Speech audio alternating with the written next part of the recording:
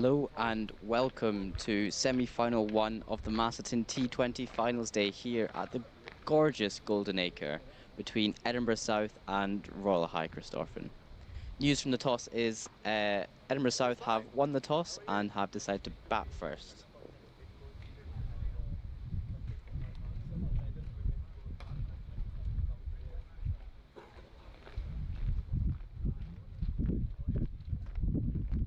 4 minutes to go until we kick off the first semi-final here at Golden Acre. You can see the RHC players walking out, ready to jump on. They've had an absolutely stellar start in their group stages, winning 4 games out of their 5, with one no result. Edinburgh South, on the other hand, also done very, very well in the group stage, coming second in their group, winning 3 out of their 4, only losing 1 to Harriet's Cricket Club, who are playing on the other pitch here at Golden Acre. In that game, semi-final 2 between Stuart Melville's and Harriet's. Edinburgh South it's their first time here at the Masterton T20 finals day. They have had an excellent season so far, copping up some big wins in the Eastern Premier League and then topping it off with coming to the finals day. On the other hand, RHC are no strangers to Masterton finals day, having made the finals last year against Harriet's here at Golden Acre. They are one of the favourites to win this year.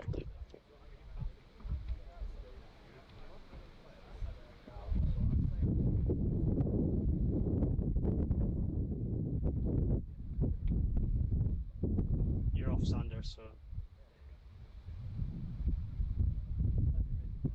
Let me know when I'm in.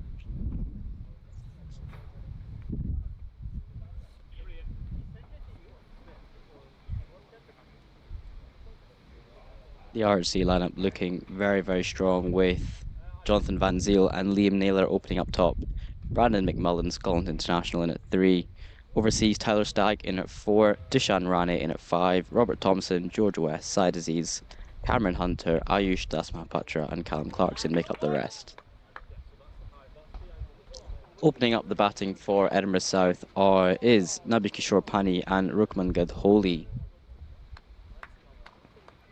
Rook has had an excellent start with the bat in T20s, knocking up a ton in one of their Masterton T20 group games against Morton.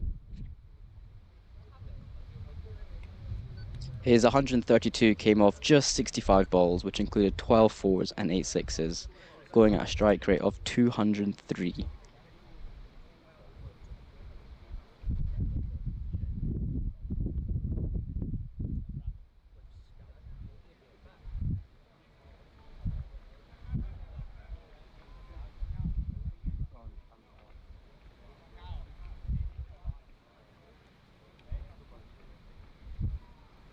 Opening up from the pavilion end here at Golden Acre. Wholly on strike.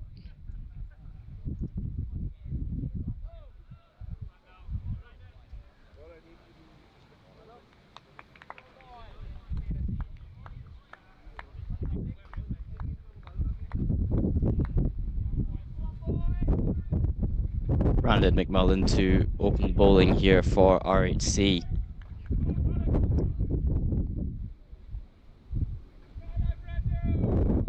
Not known to be the quickest, but is known to be able to swing it both ways, and at this level of cricket, he will be the main man for RHC with the ball. Probably the most experienced player in that lineup, barring probably Liam Naylor, has had his fair share of domestic Scottish games.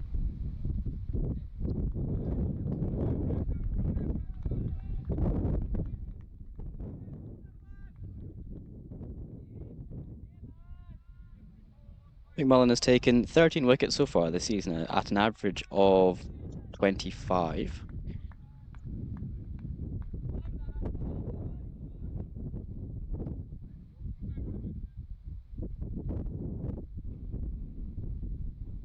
Only bowled once in the Masterton group stages against Carlton, where he took 3 off his 2.4 overs. And coming into bowl now, Brandon McMullen. Shot. Flicked off the leg side by Rukman Gandholi, and that goes for 4 over the flying Dishan Rane at mid-wicket.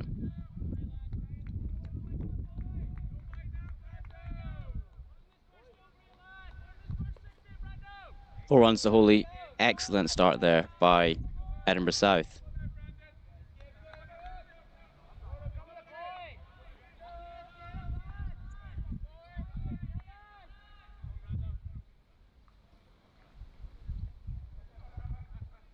McMullen in again. Much better line there from Brandon McMullen. A bit straighter there. Keeper Van Zyl standing up onto the stumps.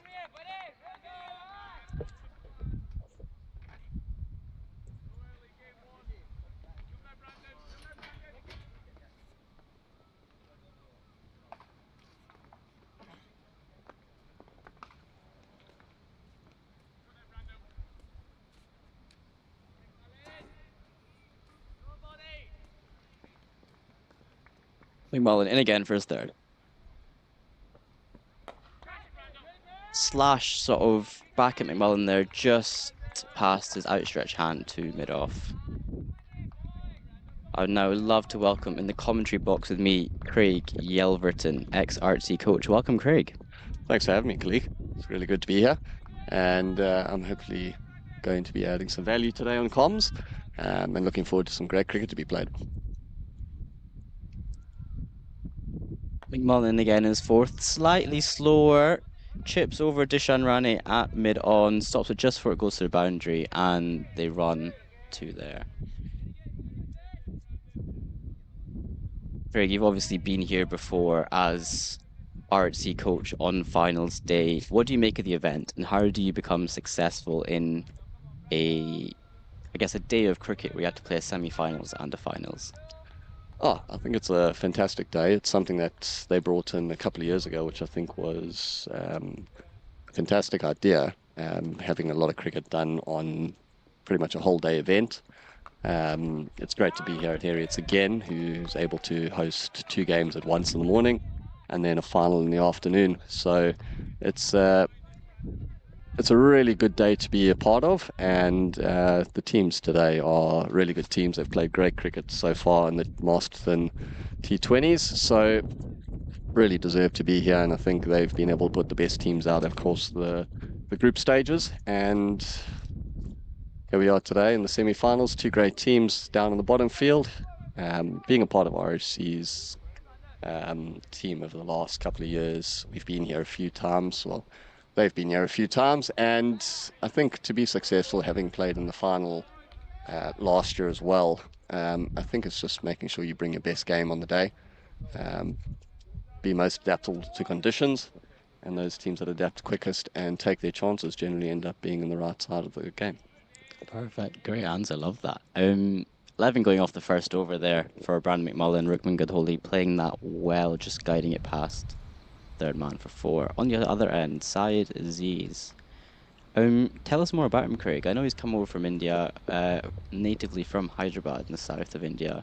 Good bowler, can hit a very, very long ball as well. Yeah, indeed. There's a lot of power to this man's game, with both bat and ball. Yeah, we came across him a couple of years ago. He came over here as a student, came down to training, and really impressed us, and sort of found his way into the one squad quite quickly. Had a few injury sort of issues over the first sort of season or 2 he was with us, but he's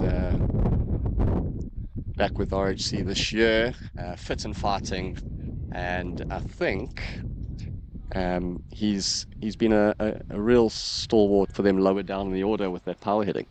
Correct, he has scored just as he comes into bowl, the short full toss there, and they come through for 1. Yeah, he has scored 256 runs at a strike rate of 174 this season, so it just tells you all there is to know about his batting. On the bowling front, 20 wickets, and economies of 5s, so very economical bowler as well, and can take you wickets when needed. Yeah, he's very much a danger man in those last couple of overs if he comes in. It doesn't seem that any boundary's too big for him, and I think he's shown himself to be a match winner, especially in that game against Carlton in the league a couple of weeks ago, where he was able to pretty much get 50 of the 60-odd runs required, and dealing mainly in boundaries. Correct. That game he scored 60 off 52, 9 4s, 2 6s, going at 130. Almost a slight run out there. Nabi Kishore first ball just taps it into cover. Rook takes off immediately. Realizes it's not on. Direct hit could have been out there. Very, very close.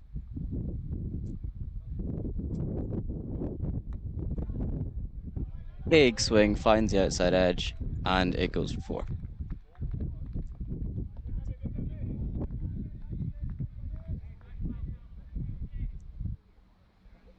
Young, young-ish RHC team, I would say. You've got likes of Cam Hunter, Ayush, John Van Zyl, Dishan's fairly young. Tyler Stagg will be in his early 20s. Correct, yeah. So good signs building for the years to come. Yeah, I think over the last couple of years, the side sort of recruited well and sort of try to make sure that they've got players that are playing every week, which is always beneficial to those teams looking to push to the top of the leagues. And it's a good, strong set of young cricketers that have been building together for the last couple of years. I think they've managed to do exceptionally well this year, especially with Liam Naylor being out injured for the first couple of weeks. I think Dishan Rana and Jonathan Zell have stepped up really well and sort of try to build up, accumulate the runs that Liam had probably scored mostly off all himself last season. So it's nice to see a few others stepping up as well. And I think it's been great for them. And obviously Andy Tennant being a part of their side from a coaching perspective this year has just added a little bit of a sort of a different view and some nice experience to try and see how you can mold this young team into maybe being some title winners and maybe even today seeing if they can get across the line in a final. Down there to third man. Good stop there.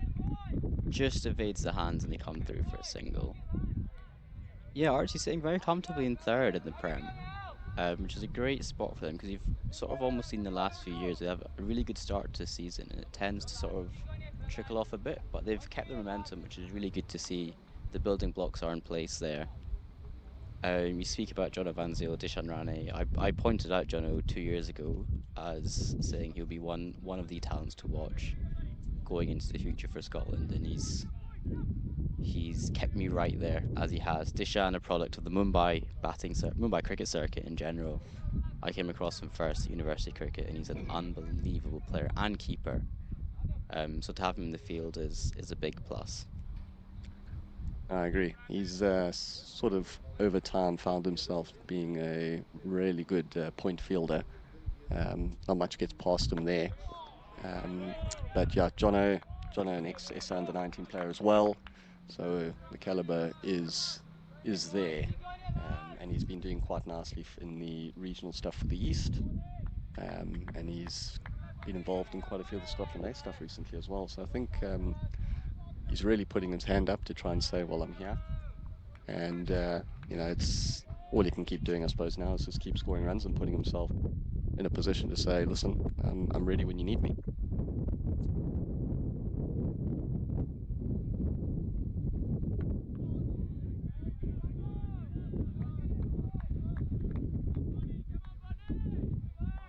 Very much looking forward to watch John bat on what is a flat one here at Goldie, as it usually is.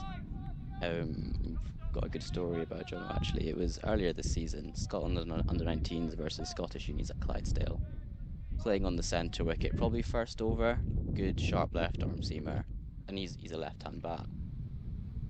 McMullen again, slightly shorter there, hits it into square leg for a single. Yeah, I think first over, reverse sweeps two over the clubhouse. Probably some of the biggest sixes I've seen. And it's not like they were edged either. It was off the full face, middle of the bat, flying over your head, flying over the Clydesdale clubhouse into the car park. And it's just unbelievable how you can see the ball hit the ball. I agree. I've seen a few of those reverse laps, reverse sweeps, sort of switch hits from Jono over the last couple of seasons. I've seen them off seamers, spinners. He's not afraid to sort of be quite expansive from the early days. And it's nice to see him come out his shell over the last season or two. as he's become more confident, obviously being in the league and expressing himself out in the middle. Obviously, with Owen Gould now at Grange, it's added an extra opportunity for him to take the gloves. Um, and I'm sure he's enjoyed that challenge, having been a gloveman back home before he came over.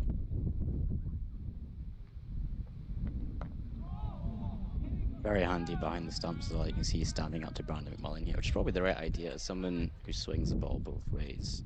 And with Rook being a smart enough cricketer to probably come out this crease there, keep him trapped with Jono standing up.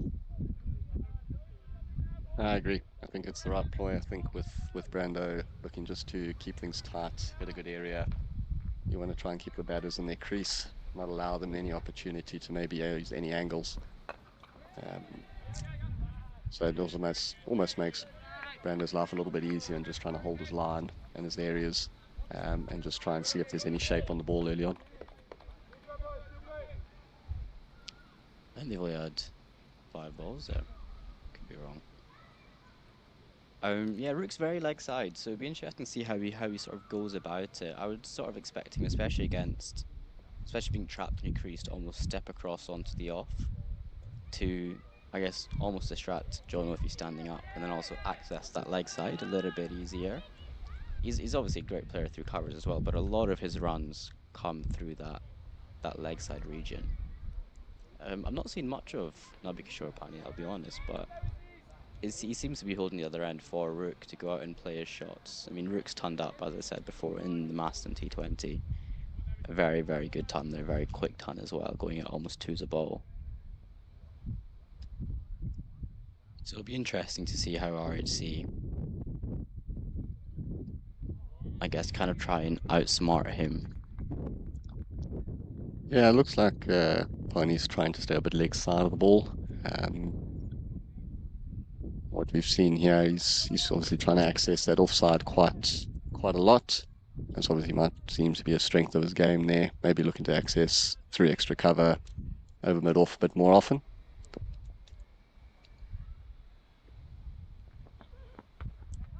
Shorter there from side Aziz, and he pulls it over a short fine, and it goes for 4. The one rule I have at Golden Acre is do not bowl short.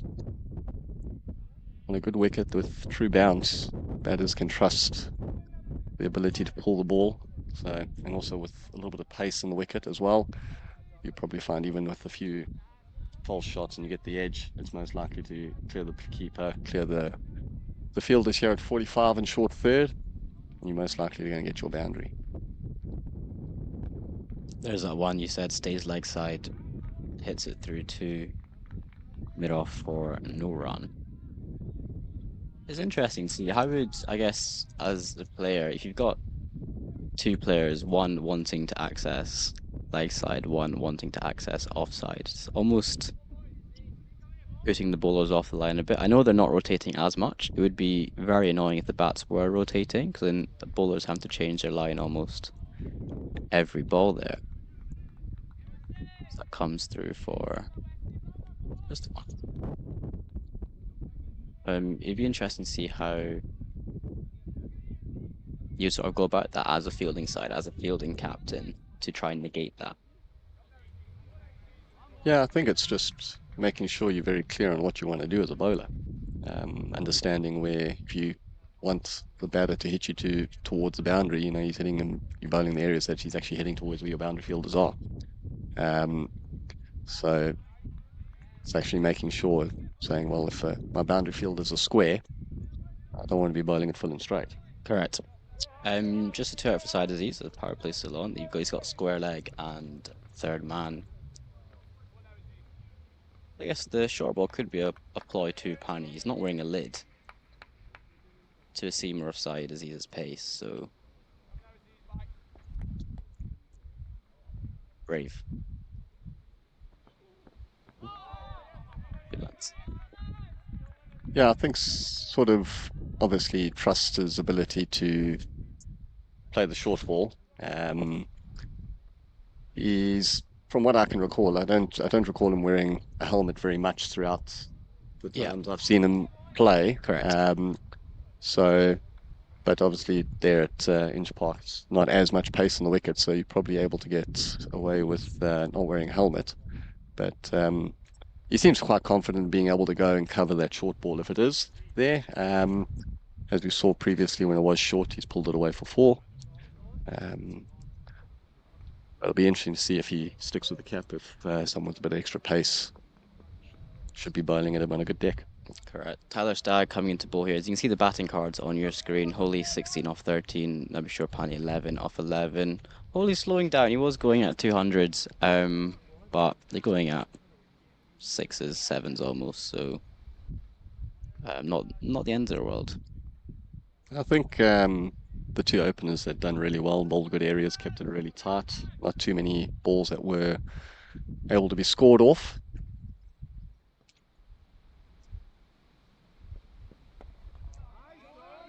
Slightly leg side line there, and Pani sort of helps his way onto for 4 runs through the backward square. Not the way Tyler Stagg probably would have wanted to start. But one thing I know about Stagg is he's got absolute pearlers in him. Mm-hmm. And I think the most important thing is just how can you put a whole over together. And I think if he's able to put 5, 6 balls together consistently, he actually can be quite a handful in the games. He has done that. He's actually, you could see by the stats when he's done that, he's been able to pick up wickets.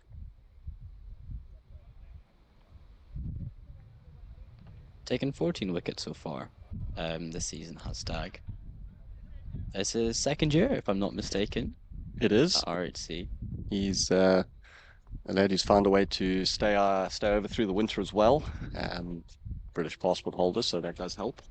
And I think if I'm correct, he's been staying with Callum Clarkson down near in the Stockbridge area there. So I'm sure he's been enjoying his life throughout the winter, and then obviously had a really good time here last year. Did really well. I think he was close to about 30 wickets and 400 or 500 runs. Had a really good start. I think he's done all right with the bat as well this year as well. Getting a couple of 50s. Would like to see maybe a little bit more conversion when he gets to those 50s. He generally gets in quite quickly. So I think if you can convert a few of those, it definitely puts their RHC in a position where, you know, that third maybe comes second and try to start challenging the top two a bit more. Really good delivery there. I'm not sure that was a bounce that got Jono. We have a look at the replay here. Honey very leg side, as you said, like some guard almost. Big nip backer. Yeah, big nip backer. Wow. Good running though from the South batsman. Taking along very nicely, building a solid platform. I must say the foundation here is being built. I think the position they keep going with here is the same. I think Shamwad coming in, the overseas, lays a good platform to come in and really capitalize on this position that they've started with. Beautiful shot by Rook. Well fielded there, mid-off by, I think it's Cam Hunter.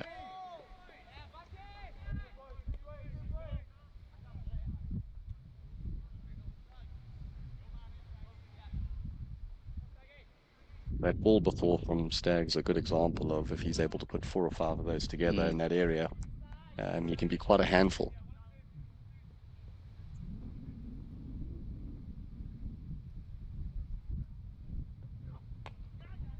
Just taps into leg side and they come through for a single. What do you reckon in your experiences are here on a sunny day at Golden Acre? Always say a good wicket here, you minimum 175, 180 is probably where you want to be to give yourself a real chance. Having played a few T20s here, while I was RHC coach, I noticed sort of anything under 170 became fairly easy to chase.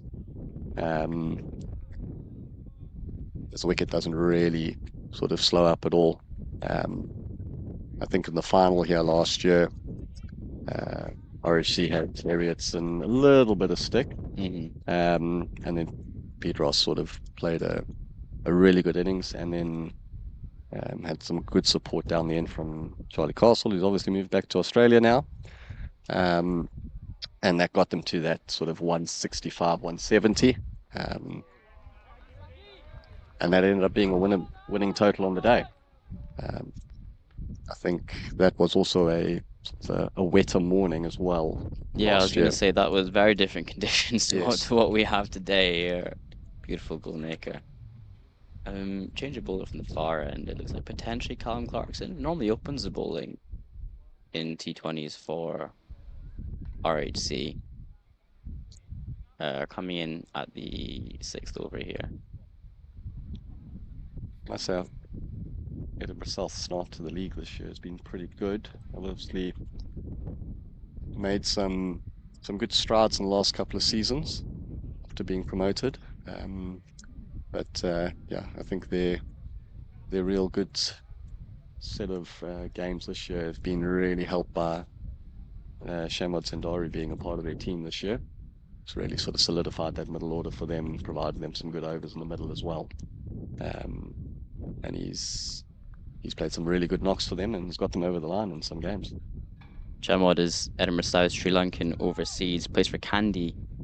A lot of first class games, averages 20, 28, 29 out there. So very good batter, scored plenty of runs here as Clarkson comes into bowl.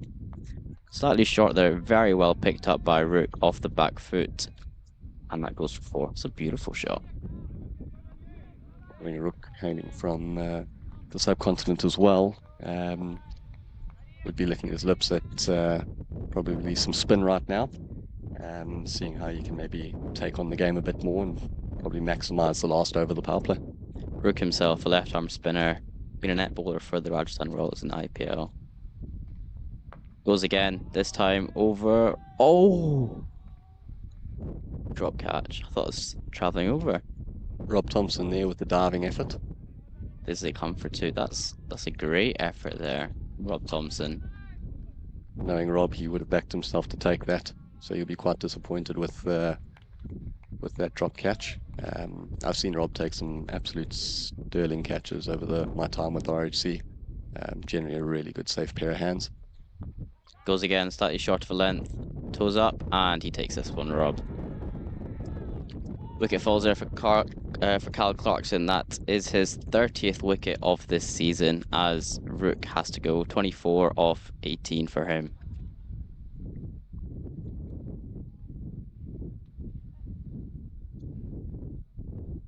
See it on the replay here again. Similar sort of length, slightly shortish. Goes front foot press on the back foot, goes to pull it again. This time top edges it. And as he said, Rob Thompson is not dropping two. No, much easier opportunity there for him.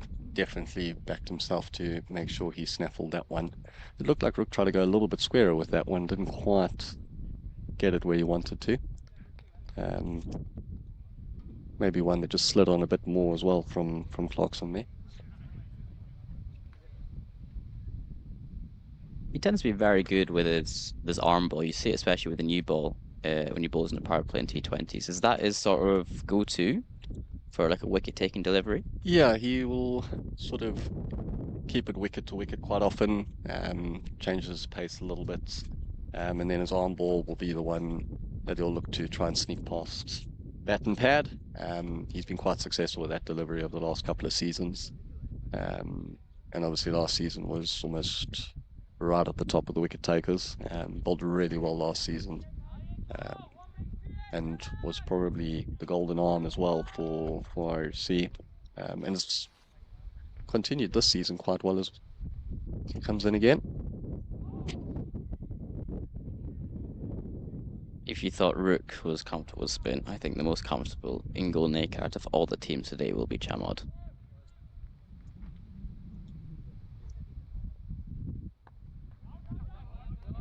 Puts it through backward point and it goes for four. Thank you very much. Slightly wider there from Kyle Clarkson. First one was very good, maybe a hint turn. Yeah, it looked like he tried to go a little bit flatter and quicker there. Just sort of missed his length.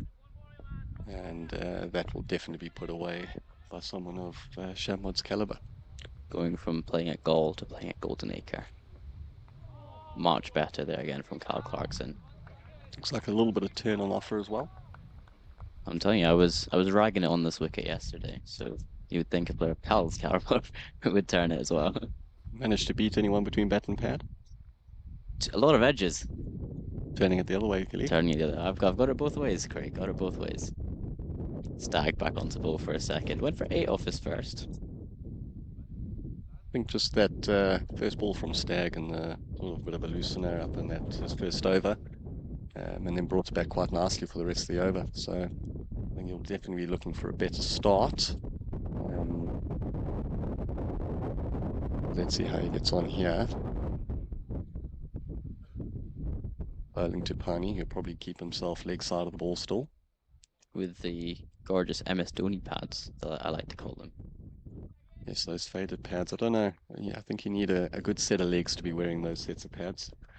Yeah, not sure how much protecting there is. Even it just looks uncomfortable with running because they're so wide up at the top. And it narrows down as you come down. But if it works for you, it works for you.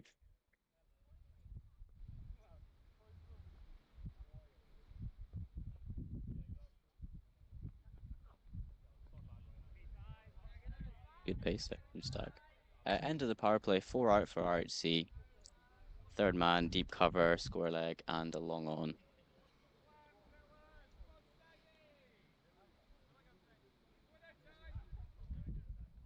Fairly spread field. And making sure they're protecting the boundary straight after the power play, making it as difficult for Edinburgh South to get any freebies away. Also protects the bad ball a little bit more.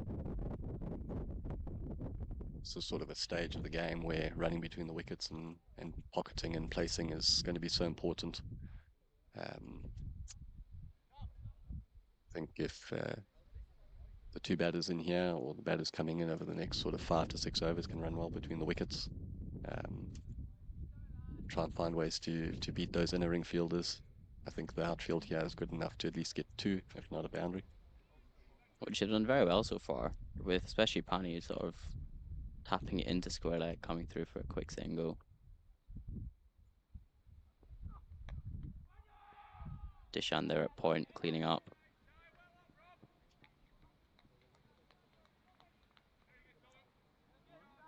It's great. It's been great for RHC to have Dishan back in the side regularly this season after missing out of the broken thumb and then coming back and then breaking it literally the first game back, and then pretty much missing out the rest of the season with the tennis elbow. So I'm sure he's enjoyed having his time back with the team and playing every week.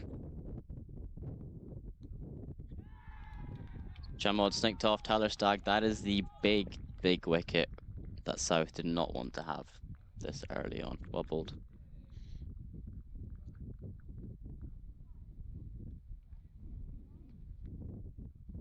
Just see on the replay there, any bit of nip.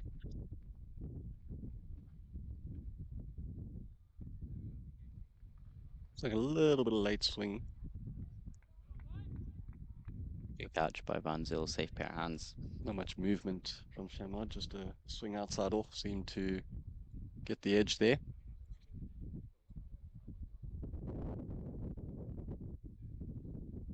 Danielle Khan is no stranger to these sort of scenarios. He has won the game many times for Edinburgh South, coming in at the death and just grinding it out and surviving and picking up those ones and twos with the occasional boundary.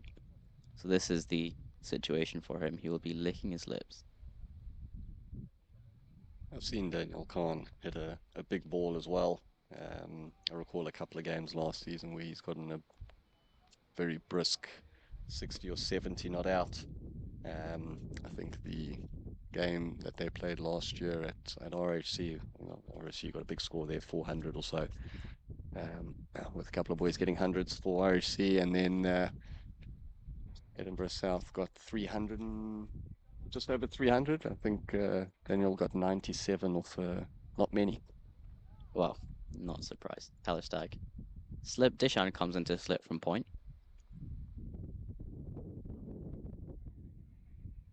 As you said, good running there. Just touches it into square leg mid wicket region. Ayush does the cleaning up.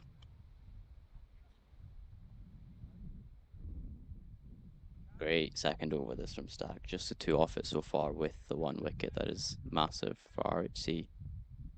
Just putting a dent in the platform that Edinburgh South had built so far.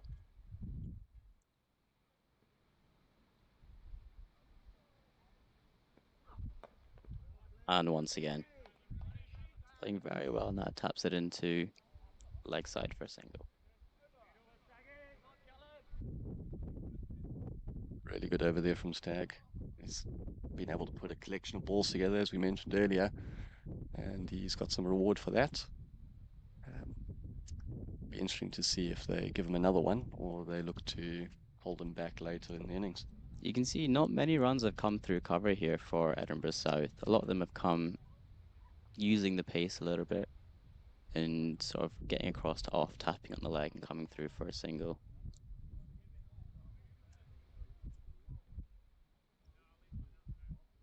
Be interesting to see how Pani goes about facing Cal Clarkson here.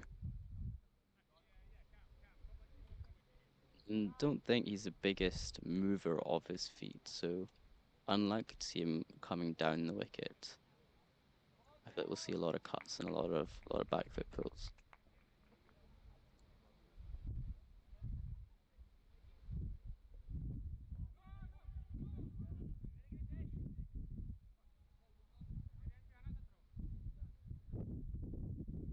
Only here will be looking to use the grease a bit more again to access that offside as much as possible.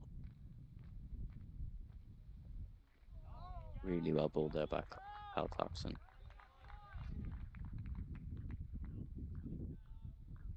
I think it's important for Edinburgh South here not to forget that strike rotation is important throughout this period of the game.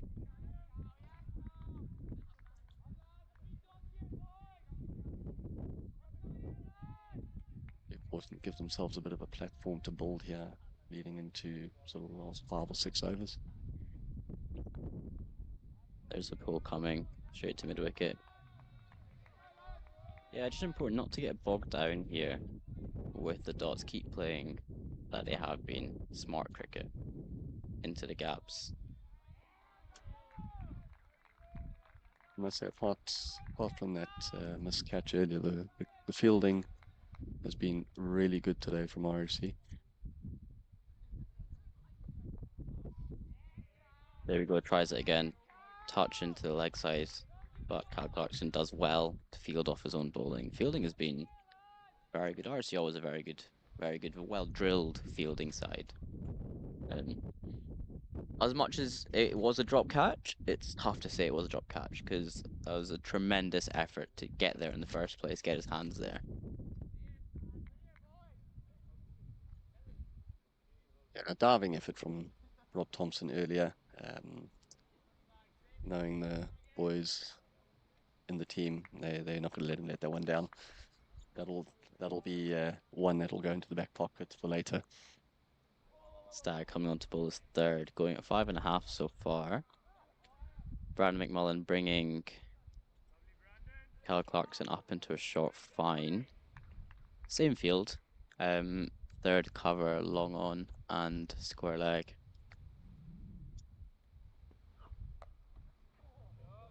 Back of a length. Well played, well cut, really well fielded out there in the deep. Rob Thompson again. That looked George West there. Good to see Westy back playing again after missing quite a early chunk of the season. Just struggling a little bit with back and hip problems, I believe. That would have been nice for the back or the hip. No, you can see he's maybe taken a bit of a knock there as well on that. 50 up though for Edinburgh South off the ninth over. Going at sixes, which is it's all right, not too bad. Bill still building the platform, as he said, to go big towards the end of the innings. They keep going at this rate, going at 120s. ticket up to 10s 140, so you probably want to be going at almost 10s and 12s coming down the line.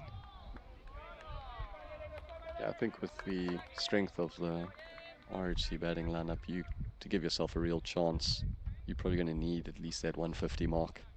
I was going to say more 200 Yeah, with the RHC batting lineup they yeah. got. I think in terms of where they are now, to get 150 in sort of Correct. 11 overs is going to be Yeah. a tough ask. I think if they're going to give their bowlers a good go at this, they need to give themselves at least 150, 160 here.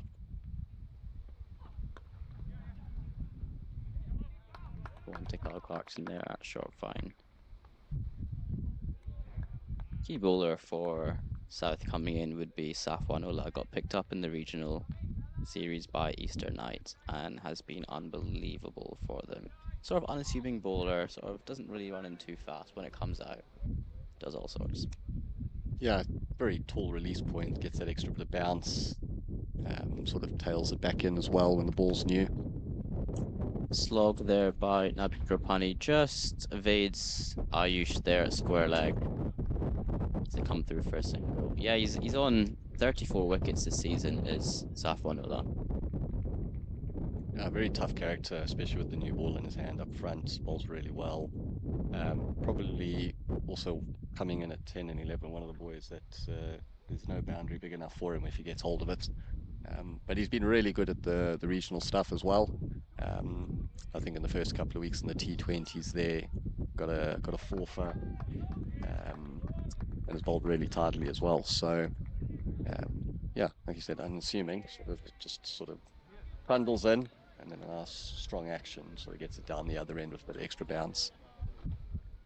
You could say almost like Jofra in the way he sort of comes in, where it doesn't look rapid when it comes at the hand. Can get it going both ways, nip off the seam, sharp. As you said, in the regional series, took 4 in his first game against Cali. Yeah, when you've got the levers as he does, it's a lot of work at the crease, not much needed to come into the crease in the run up. Bit like your Morne Morkles, your Joffers guys with the long Correct. arms, sort of can get it down there from that high release point.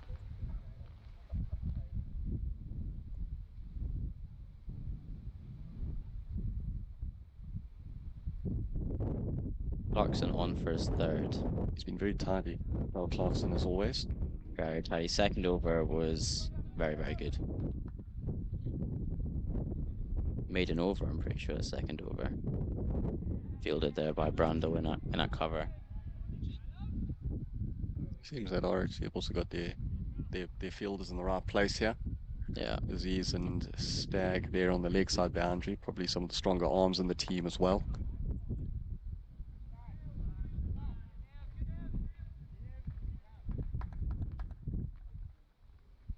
Offside ring here for Kyle, and then long off, long on, cow deep square. You can sort of predict where the South batters are wanting to hit it. Shot over extra would be unbelievable.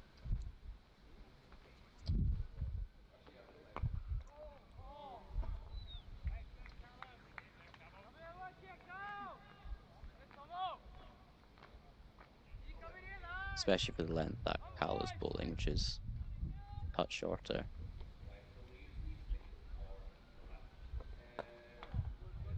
Better rotation now from Edinburgh South. Just using the crease a bit better, being able to use some angles to get the ball away into the spaces. Got two very good fielders there at long on and long off, both with Liam Naylor and Rob Thompson down there. Unorthodox, but I like it. Unright. Yeah, I've heard Naylor's been back from an injury. Do you have any info on that? Is it a hand or? He's obviously early season he missed out with side strain, just before heading off for some Scotland A stuff. Picked up a side strain. He's worked hard to get himself back and fit. I believe his rehab's going pretty well, and obviously he's back bowling in training. Took a blow on the hand a couple of weeks ago, sort of a little bit of damage to the palm, but he seems to be pushing through that. Got it quite taped up, I see. But I'm sure that won't be affecting his batting too much. I hope not. I'm looking forward to hopefully some fireworks from Naylor. He has been unbelievable in T20s so far. Yeah, you got a fantastic. Was it the Double ton. double hundred there earlier in the season in Masterton? Was first game? First game of the Masterton against Drummond Trinity, he scored. Hold on, let me just get my stats up. Massive 212 off 75 balls. Young Cam Hunter into bowl. 212 off 75 at 282 strike rate. In T20s in general, he's going at 300 strike rate. So Not surprising. He's a man that doesn't like to, bit like Van Duckett, doesn't like to leave or defend by very much. yeah.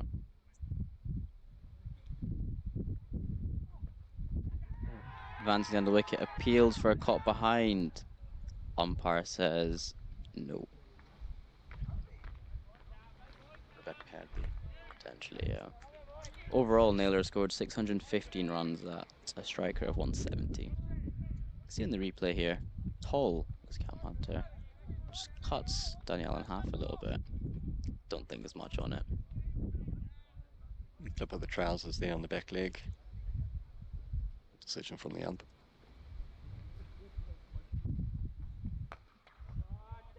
There's the one over cover and 4 runs. First real use of the feet today. I think we'll definitely see that with Danielle. Not so much with with Nab. Tell us more about Cam Hunter. Young bowler, been very well, as you said, quite tall, long levers. Yeah, he's sort of been in RHC now, about 4 years. Came across as a 14-year-old. Works really hard on his cricket. Found himself in the under-19 setup and in the winter camp, missing out on the World Cup though. But has really found himself in a more sort of permanent member in the ones team this season. And I think he's really enjoying the opportunity. I think he's a bit of more of a skinny bowler, a little whippy action.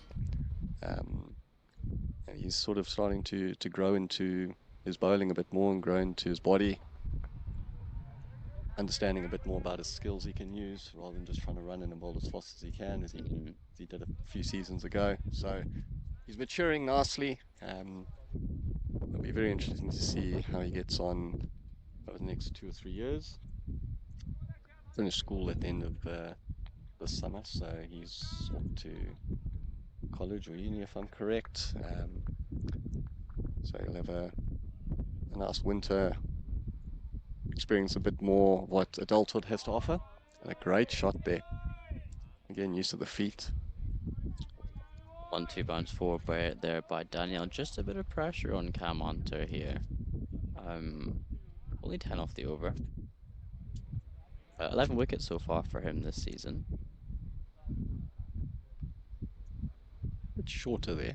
Yeah. Gave him an opportunity to get the hands through it. And over extra.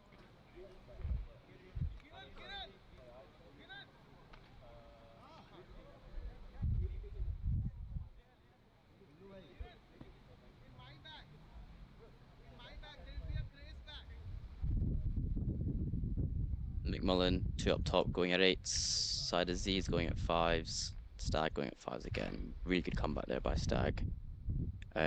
New bowler is Ayush? the nicest man in world cricket. Ayush Dasmapatra. What a guy.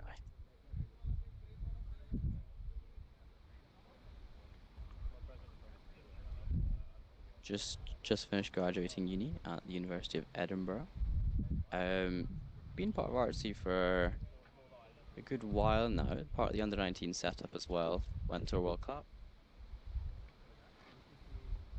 I joined RHC, I think, in 2023. I was there, sort of spoke to him to bring him across. See, we were looking for a leg spinner with James Dickinson moving across to Heriots at that stage.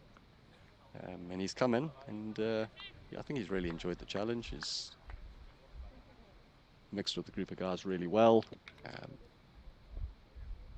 He's provided some really good overs throughout the years for RHC, picking up some key wickets when needed.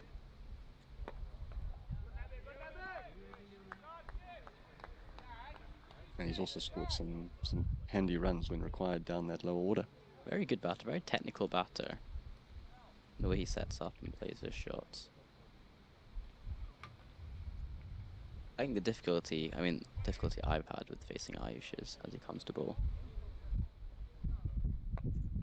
is he can get it going both ways, and he also bowls very eyeline, so you're not sure whether to come down and tack or sort of back foot punch it through, because he gets a very good amount of dip on it as well. As Danielle swings off the hip, one bounce, and it only a single. Yeah, he gets a lot of revs on the ball. I think what I've seen when he's been training is he's got a bit more variations than you think. He's got a really good topping and a googly. I think his area to improve is just figuring out when's the best time to use them. But he's definitely improved in his consistency over the last season or two in terms of his areas. Doesn't give you as many bad balls, and has really sort of matured well over the last season or so. And it can be very difficult to play on his day, especially if the wicket suits his bowling. Right. I've had my fair share of being absolutely embarrassed by Ayush. But nothing to be ashamed of. Bowler of his caliber. Swings again, straightish here. Rob Thompson does the fielding, just a single.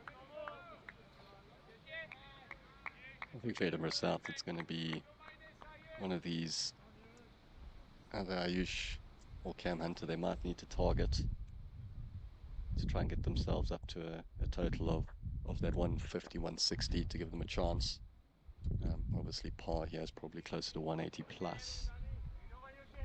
But there's going to be a time where someone's going to have to be targeted.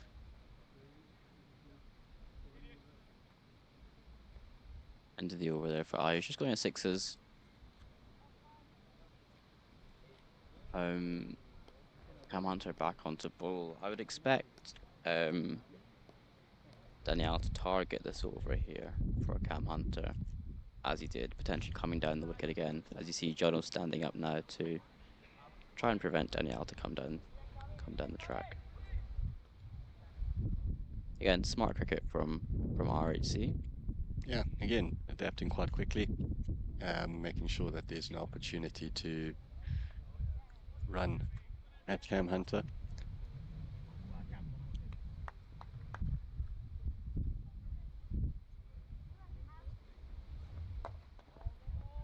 Slightly straighter there.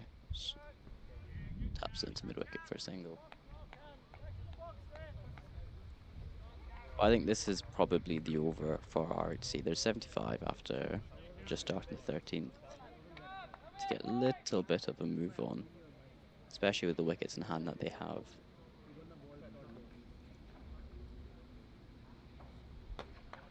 That's the one slightly fuller, and one bounce four here just in front of us. Yeah, Cam Hunter just missing his length a little bit there, giving an opportunity to hit it over mid-off. That's probably one of the easier boundary options with this field. We must full with only long on back. Gives it a nice, easy opportunity to find a boundary. Third man comes up and mid on drops off to long on. Yeah, I think this is a much better field set for Cam, especially with the keeper up. Standard front four of Cow Square, long on, long off here for Cam.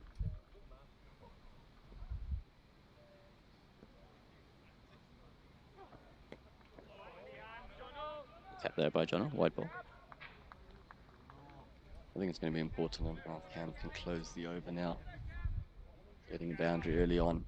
If he can close the over well, it'll still keep Edinburgh South under pressure going into those next couple of overs. Only the first extra bowled by RHC, been very disciplined in their lines. Really well taken again there by Jono Van Zale. Big swing there from Pani. Just misses.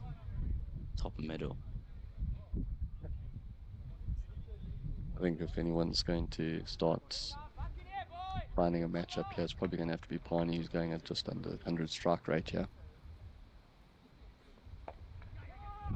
Dabs it down. Not a run ever there to Brandon McMullen. It's not someone I would be taking on in the ring. Very quick off the mark.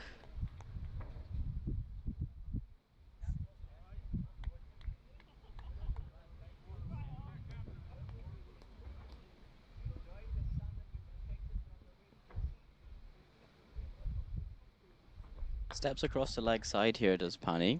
Hits it into Cow. Ayush does the fielding, just one bounce into the hands. I like the innovation there. Is you have to do something different when Ham Hunters come back quite well there. Um, Potentially use the pace, get a scoop or something with both short and with fine and third up in the ring. That's some shot that over extra. Beautiful, wow.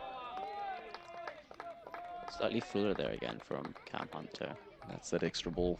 That's the extra ball, correct. Well, takes a little bit off Edinburgh South getting the 2 boundaries in that over.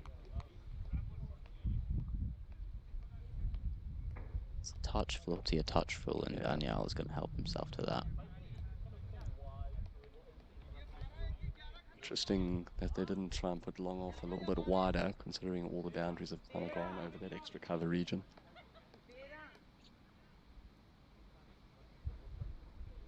Ayush coming back on to bowl a second. Only 6 off his first. Very well. Very good first over, which is what's needed. Keep it tight.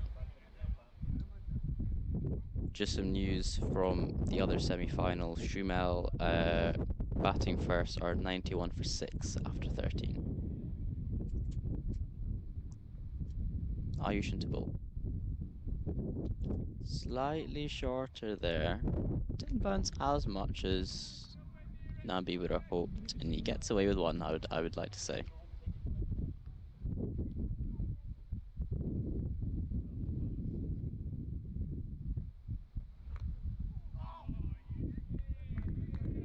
He's almost played that onto his stumps there.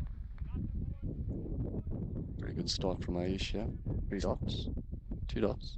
As a batter, what's the key to playing spin? Is it moving your feet? Is it getting on top of the batter early as that goes high up to Brandon at cover, and he's taken that 11 out of the 10 times it goes up?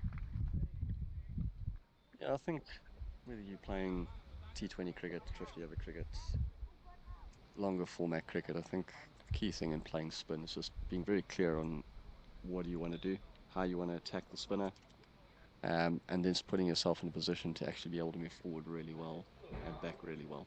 So I think for me, it's just making sure that you're clear on those plans, understand how you're going to attack them, and then putting yourselves in positions to do that. Sometimes we can overcomplicate things. And I think especially with spin, when there's already a lot to think about, the simpler you can keep it and just understand those simple principles, it makes it so much easier when it comes to playing, especially good spin. I think that's the thing I find with young batters coming through is a lot of them are very comfortable against pace, but when you face a good quality spinner, your options then get shut off quite quick. So it's how easy can you adapt? Or when you're training, how can you explore more options when you do come across a very good quality spinner? You then don't get bogged down and stuck. Yeah, I think it's just making sure you have the understanding and around what skills you have at that current point, and going, how can I use these skills to the best of my ability to be able to work the good ball around for singles, and then understand how I'm going to put that bad ball away. Um, I think with the younger batters, it's just being able to put them and challenge themselves in training as much as possible to be able to play those better balls more often for singles.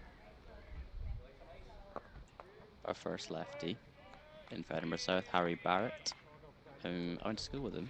Very good player. He's going at 150 this season, strike rate. Just shy of 300 runs. Don't know much about Harry Barrett. He was very good at school, played a lot of the regional stuff, age group. And then I went off to uni at Dundee, and whenever he's back, he's been playing South twos, but clearly in the runs for South two, so he's had the promotion. up into the ones for finals day, probably first batting. He's a bowler as well. I don't expect him to bowl today. I assume he'll be in the side as a batter. Handy fielder as well.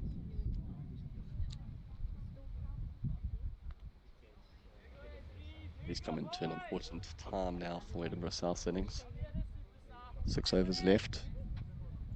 Probably 30 short of probably where they want to be at this stage. Agreed. Yeah, they're going at just under, oh, 6.5, just under 6.5. 6.29 is what they're going at.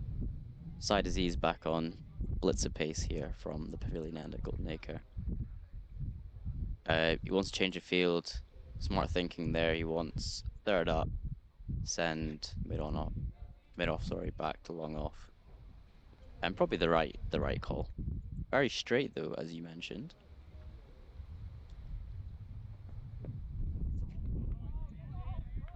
Double. I like the idea from Danielle. I think it's probably the right the right idea. Try and use the pace.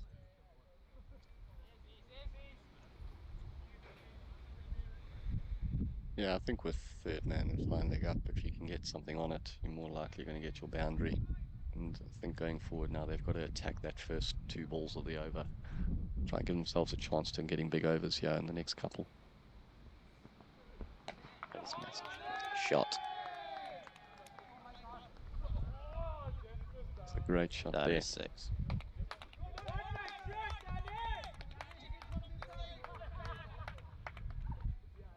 Cheers there from the Edinburgh South crowd, enjoying that shot. As you'd expect, that was huge. It's definitely the biggest one we've seen today. Correct. Don't think it will be the biggest one we will see all of today, though. I reckon the final will have some big ones.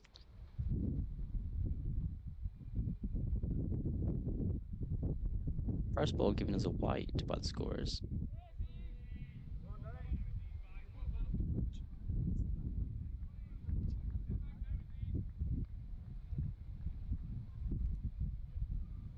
All seems to be okay and back in play.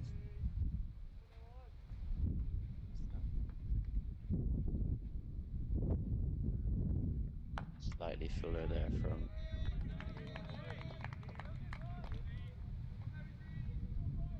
Good comeback from Aziz. First ball wide, second ball 6. It's important that he got 1 or less of that ball.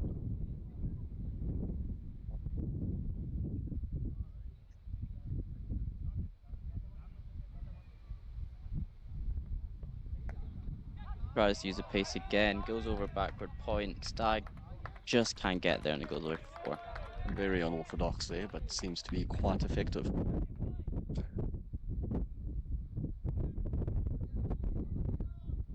think it was quite a good adjustment there from Danielle. considering Aziz went a bit wider.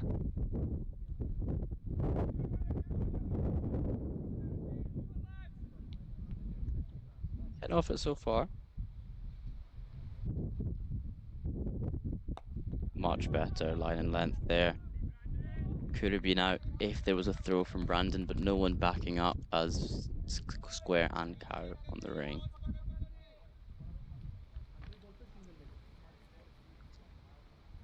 South boys at the side just saying to use the pace of the bowler, use the pace of the bowler. Which he has been.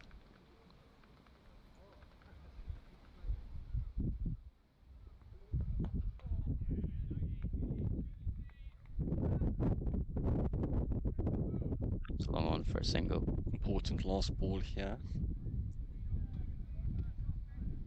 12 already off it.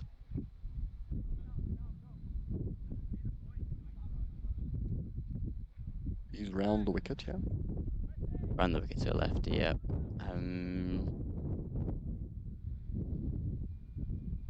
Fields, Cows, Square, third man.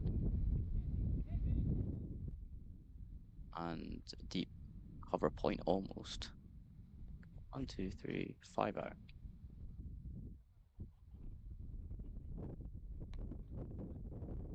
Driven through the covers and it goes all the way for 4. Really good over for Edinburgh South there. Really getting a chance to get over that 150 mark now. 103.43 after the 15th over. They're going at just under sevens. Run rate climbing up slightly. This is more of what they need from South.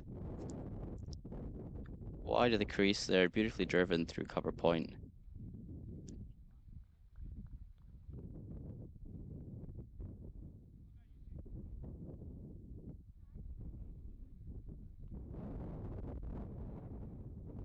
Ayush back on first third, going at threes. Really deserved that wicket in the last over. He's been bowling very, very well. Wicket made in that last over as well. Goes for the reverse, gets nothing on it, goes up and he's given. Real interesting shot there from Daniel Khan. Um, Not sure that was the option there. Also a very unorthodox way of playing that. Hits him on the right leg. Umpire is yes, please. See you later. no hesitation there from the umpire. Ayush Biki really been the pick of the bowlers since he's come on. 2 for 6 in his Oh, start of bat his third. change. Bat change from the incoming bat. Looks like Danielle's bat is got something in it. Bad well, to be fair. 338 off 24, going at just under 160 strike rate. 3 4s, 2 6s. Definitely been the change of pace they needed in this innings. Very, very important player for them, and especially in T20 cricket. Um, RHC will be happy to see the back of him with a few overs to go.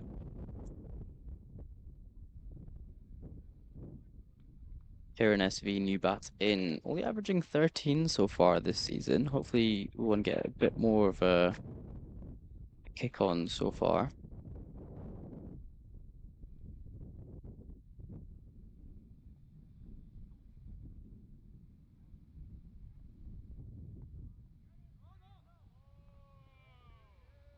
Bubbled again by Yushi Dishan does the clearing up point running in.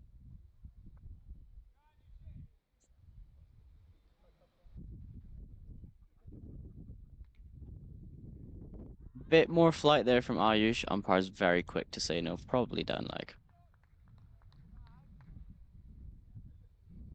Be interesting to find out when Saffron will be coming in. I think if he gets a Bit of flight there, and Kieran helps himself. Good catch by side on the sorry, boundary. Just holds up in the wind a touch. I thought that was going. Bat change didn't help, by the looks of things. didn't seem to quite get it as well as he thought. Slightly floaty there from Yushi on the leg side. Again, very good bowling to the field, bowl to where your boundary fielders are.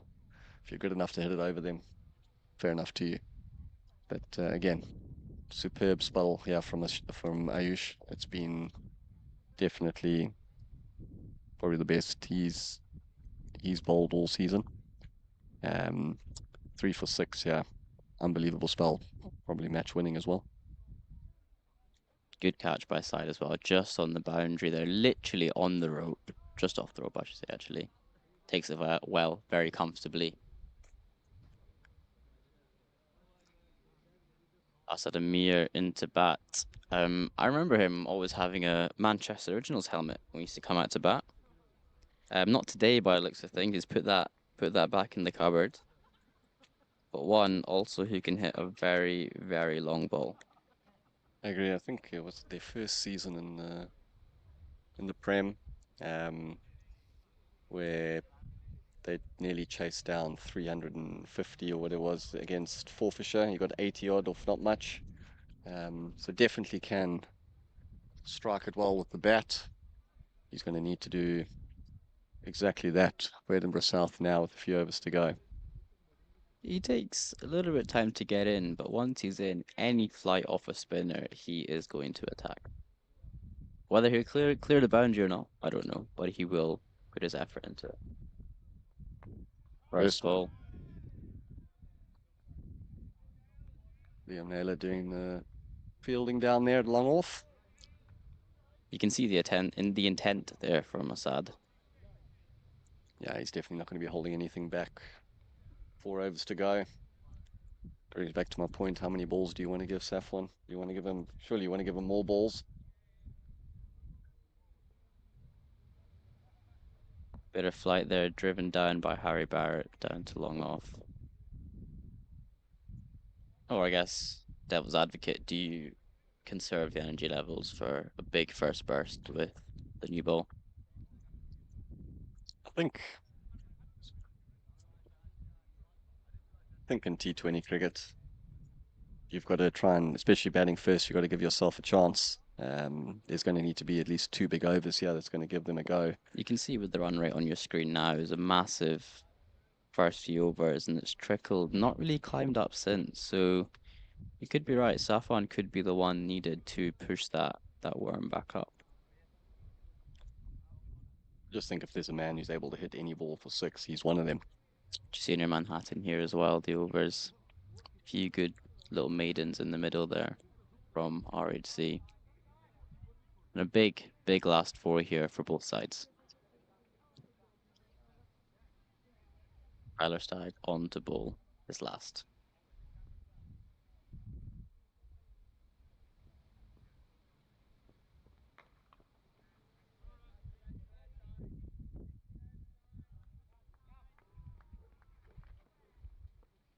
Double into Ayush in the covers, patrolling the covers. Also a very good fielder, Ayush. Just all round good cricketer, good bloke.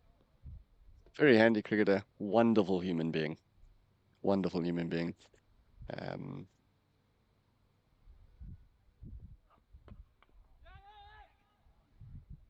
Good running there by Harry Barrett. Notices Cam Hunter's a touch deep on the ring, and they come through for a quick single. sure now she's finished uni, he'll be in the job market. Unless he's deciding to go back to uni and feels a PhD is in order or something like that. I'm pretty sure he's going for a job. So if anyone works in chemicals and oil industry, let me know. I'll pass on your contacts to Ayush.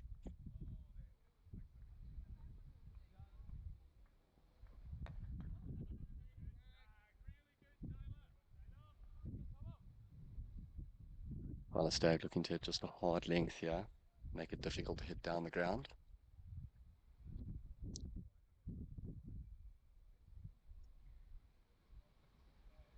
And they've got the right sort of field here, protecting the boundaries with third long off and then standard cow square.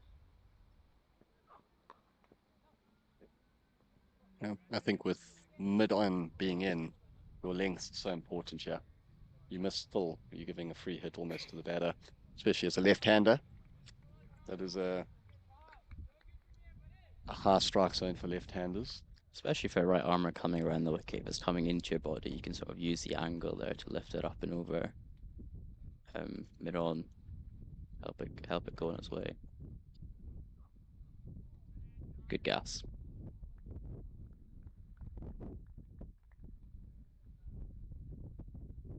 Paula's just had a few struggles recently with the bowling in the last couple of weeks, so it's great to see him come through here today and really put in a good spell for the side. 1 for 19 and with one ball left in his 4 over spell. Big wicket of Chamod Sundara as well. Slightly shorter, top edge is it. Out to deep cover, taken.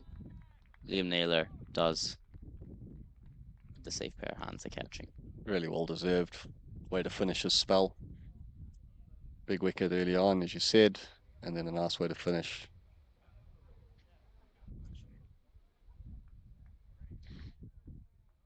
Now, is this Safwan coming in? I don't think it is. It isn't. I think it's Soyab. I think you might be correct. Leg spinner moved over from Shumel to Edinburgh South. Found a happy home here.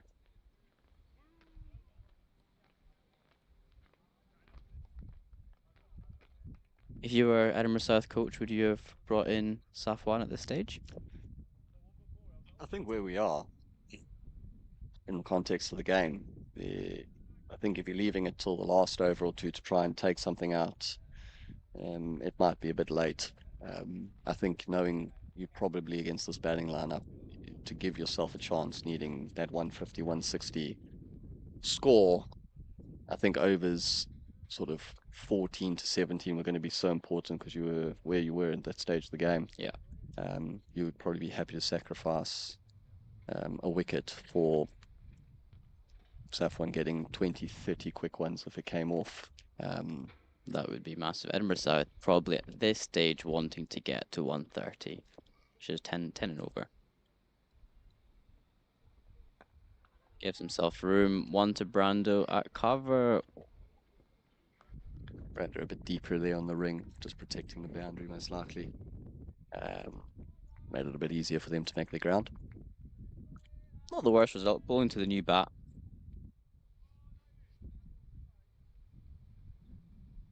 Ayush in his final over here, 3 for 9 so far. Unbelievable spell. Bit of flight. Soya, big Hoyt.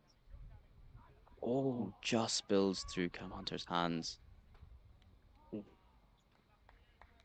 Almost resulted in a run out. Almost just goes through Yushi's hand. A really, really good throw there from Rob Thompson, straight into the hands of Ayush. Come through for single. No, two, was it? Two. Bit of flight again, just over Ayush. Good piece of fielding there from Naylor again, keeping it down to 1. I think there could be a couple of run-out chances probably coming in the next few overs. I think they're going to need to really start taking a few chances, sneaking a few extra twos. I think you might be right there. Just put a bit of pressure on the fielders in the deep. Comes down the wicket. Big 6. No chance there for Rob Thompson. And the first boundary of Ayush's spell. I suppose that tells you exactly how well he's bowled in his 3 and a bit overs. I think I don't mind it. Give it a bit of flight.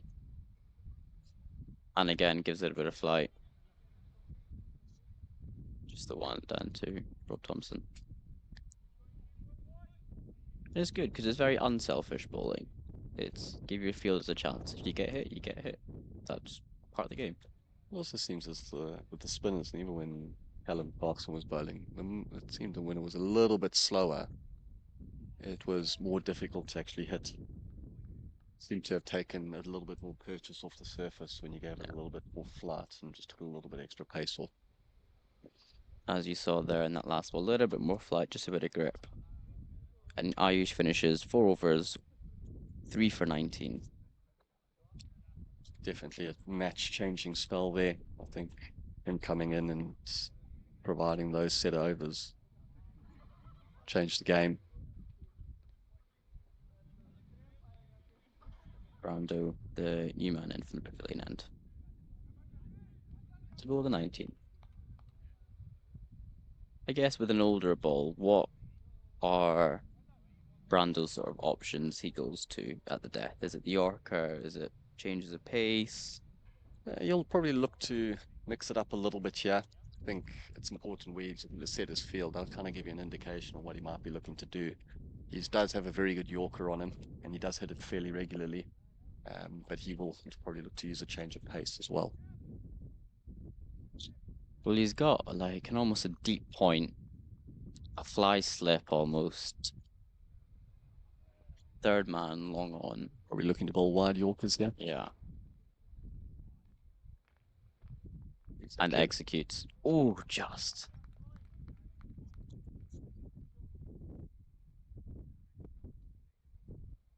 This is generally his go-to plan at the death. Sometimes you might find him trying to do the same thing, but coming around the wicket as well, trying to make it more difficult to sort of miss that wide mark.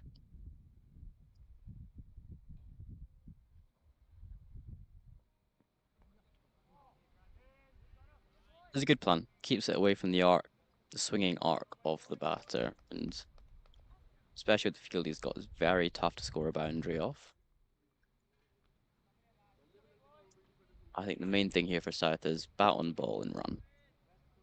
Yeah, they need to maximize their balls here as much as they can. I think it's going to be hard to try and find boundaries with Brandon McMullen's experience here.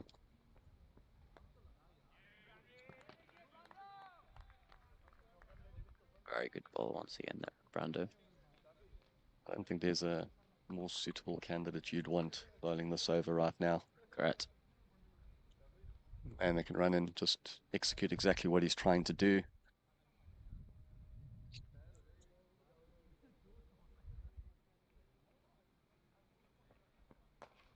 Goes for attempted Yorker there. Ooh. That just very well, just bobbles up, hits him in the neck. Not ideal. Just shot up off the grass there.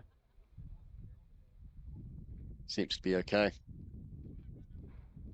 Looks like he took one just to the top of the chest there. That's something you see very often here at Golden Acre. No, the last time I saw it would have been last season, first game of the season. It was actually it was the last ball. Hertz v Falkland ended up in a tie. Neil Alexander's bowling, bat hits into cover. James Dickinson does the fielding, and it's probably in that similar position actually. Hops up, hits him like throat neck area, and they managed to run 3-2 to get the tie.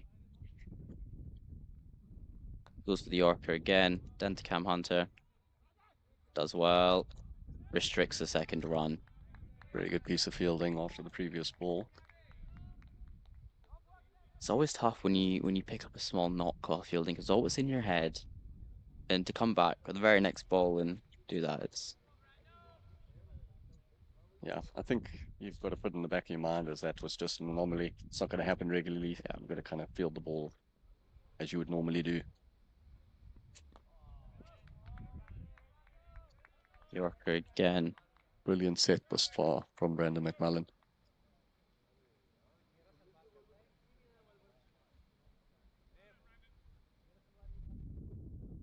Really well bowled. Well taken as well by Van Zyl. You can see Jono's position there, just staying really low, knowing what the plan is, not giving, Almost slightly open as well.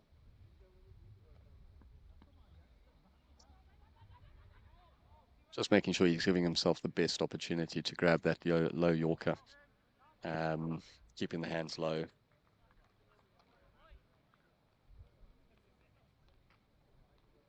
Wonderful set there from Brando. A touch expensive. 21 off his 3, but not the end of the world. Kyle Clarkson on to bowl the last. Now, is this the play? Because finals last year, sorry to remind you, Charlie Castle 4 6s off the Clarkson over. Yes, indeed. It's something actually was a topic of conversation a while ago that we had when we were speaking about last year's final. Um, but I don't think it was, I think it was the 18th over that he came into Yeah, bowl. But again, that was sort of a make or break sort of position. We pick up a wicket. I think we probably restrict Harriets, well, RHC restrict Harriets yeah. there to under 150. Um, Shorter there. That's dropped by Stag. Stops the boundary. And they come out. Kyle Clarkson's not happy at all.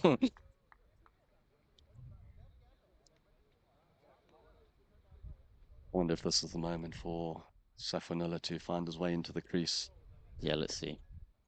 I think they've missed a trick here, not having him in earlier. Looks like it's him coming out. Good work by Jono. Taking on the half volley and does well.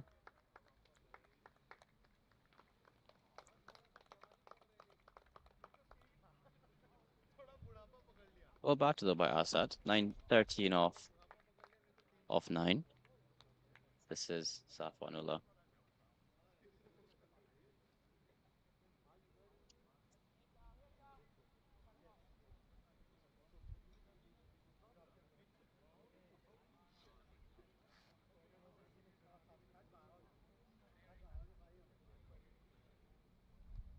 19.1 overs. Is this when we see fireworks?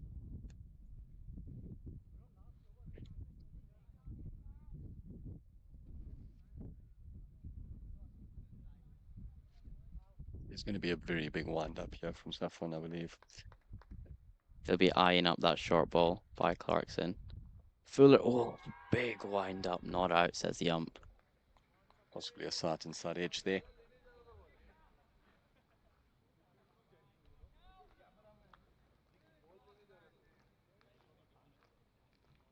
Bit of flight there by Clarkson.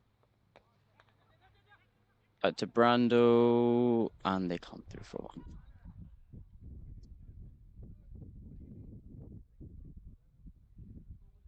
And they're not looking too pleased there with Callum's position for that run-out opportunity.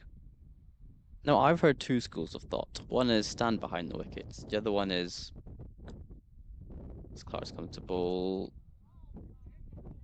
and they scamper through for a single.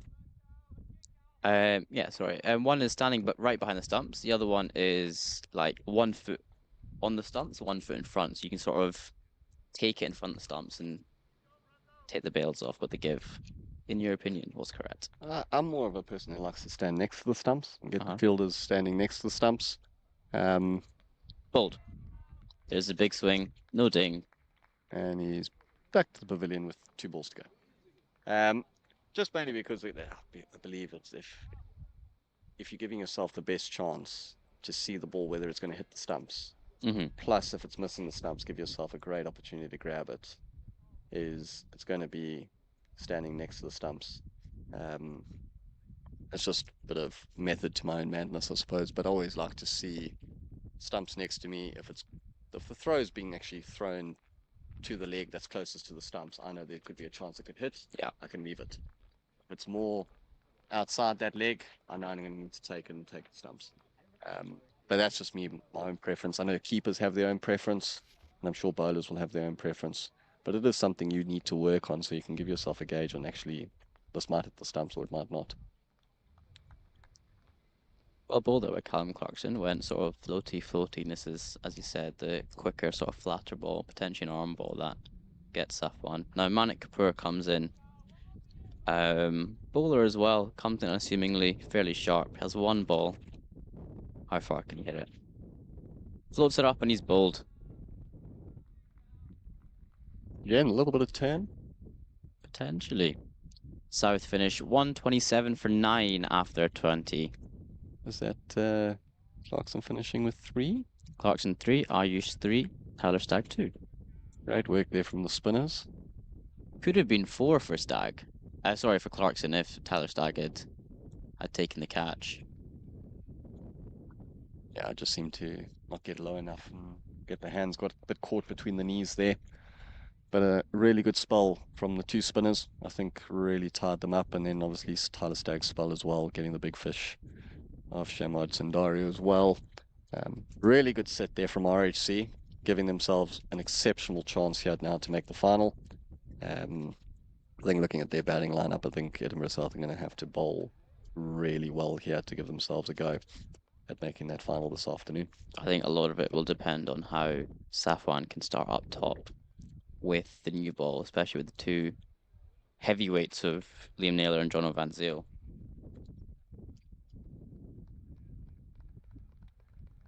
Just seeing how spin played here in this first innings, it looks like it is quite difficult to get away. It's going to be vitally important that their spinners, I think Ripoli, really useful left arm spinner, showed in the second week at Dunfermline that he's very capable of picking up wickets in the T20 format. Bowled really well over there. Um, and then Sayab, I think, is the leggy, Yeah, leggy. is going to have to also put in a big shift here with the ball. Wickets are only going to be the way they're going to do this today. I don't think if they get it to 20 overs, I think RHC is going to take the win here. I'd have to agree with you there. Slightly short. I'd say slightly, probably 40, 50 short there in the runs for South. Spinners taking the 6 wickets there for RHC. they'd be the more comfortable team at the halfway stage. No doubt they'll be very happy. And oh, look at this. Just finished his spell and now he's rolling the wicket. Callum Clarkson. Dual role here as one of the groundsmen. Insider knowledge. He's definitely prepared a wicket to suit his bowling today. Just some news from the other semi-final. Stuart Melville are bowled out for 111 off 19 overs with Mark Watt, the lead pick, taking 4. Could this be another Harriet's RHC final, Craig? It's certainly looking like it. I think it's going to take some real exceptional bowling or a bit of magic in the field, maybe to swing the games in Edinburgh South and Streamel's favour. Not to say it can't be done, as we have seen it before. However, I think going on past experiences, I think it's just not enough for both teams to defend. I agree with you. We will come back to you at RHC's batting innings.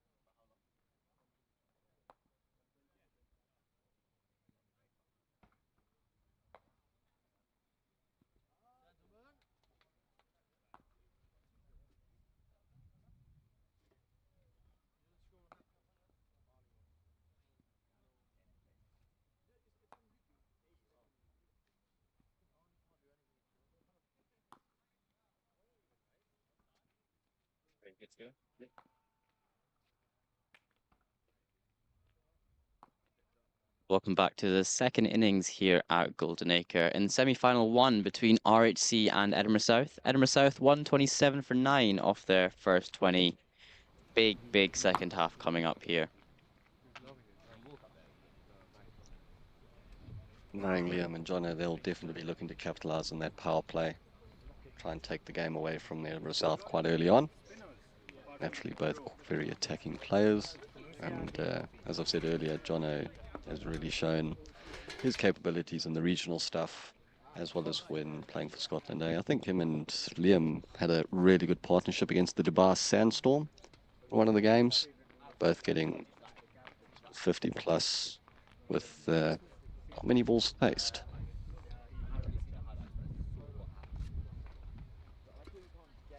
Playing up for Edinburgh South, Safwan Ullah, 14 wickets for him in the regional series, has had an unreal start, almost sort of come out of nowhere. Very unassuming in his, the way he goes about his stuff, sort of jogs in, and then, as you said, Craig, before, long levers help him get it through.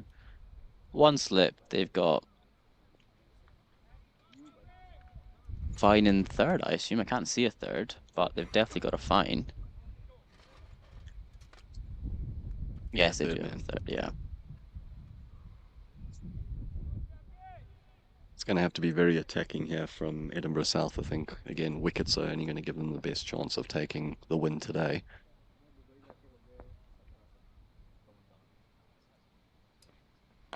Fuller there, driven by Jono, and it goes 4 runs. That is a beautiful shot to start off. Excellent moving down the wicket from Jono van Zyl. Is that a sort of go-to in power play, new ball, sort of come down, negate the swing a little bit? Yeah, very likes to be moving around the crease quite a lot. Has a wonderful pickup shot if the bowler just slightly misses their length. But yeah, loves to be on that front foot, loves coming down the wicket, heading through the offside. A hint of away swing, late away swing there from Safwan Ullah, so well watched there by Van Zyl.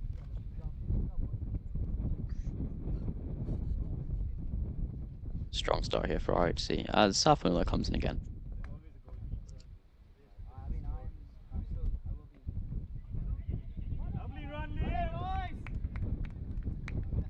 That's another thing you'll get from these two is fantastic running between the wickets.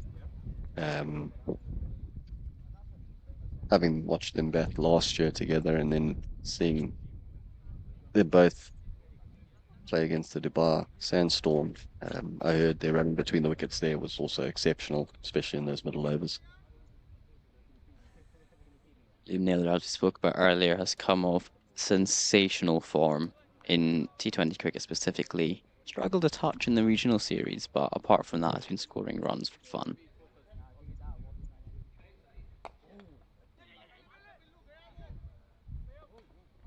Great arm.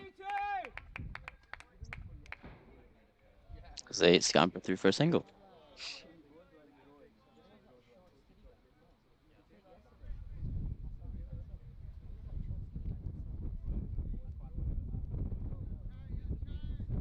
Safwan's just struggling to find his areas here early on. Always tough against a left right-handed pair. Always having to change your lines a little bit, change your length of touch.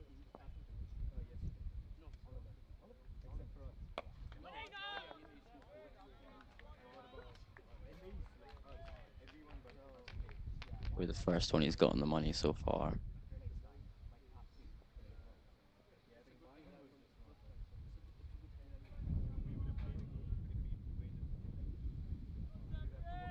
Obviously, as head coach of the West, and sorry, as one of the coaches of the West in the regional series, Craig, knowing you've got someone like Safwan in the Eastern setup, oh, unbelievable fielding at point there. Oh no, it's gone through for overthrows.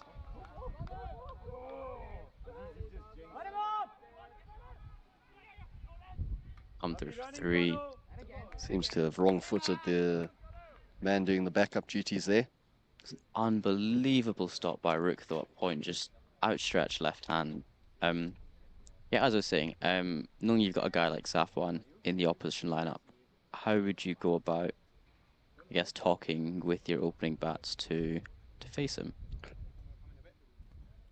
I think really good example was how Owen Gould played him at Dunfermline, looked to come out his crease, use his feet similar to how Jono did in that first ball, sort of try and make the length as full as possible. Don't give him that opportunity to use the extra bounce he might be able to get. Um, so for me, chatting to the guys, it would be just give yourself every opportunity to make that length as full as possible against him. And if he's having to go shorter, he's got to go really short, and then it makes it a bit easier to play on that back foot. You can sort of help yourself along the way there.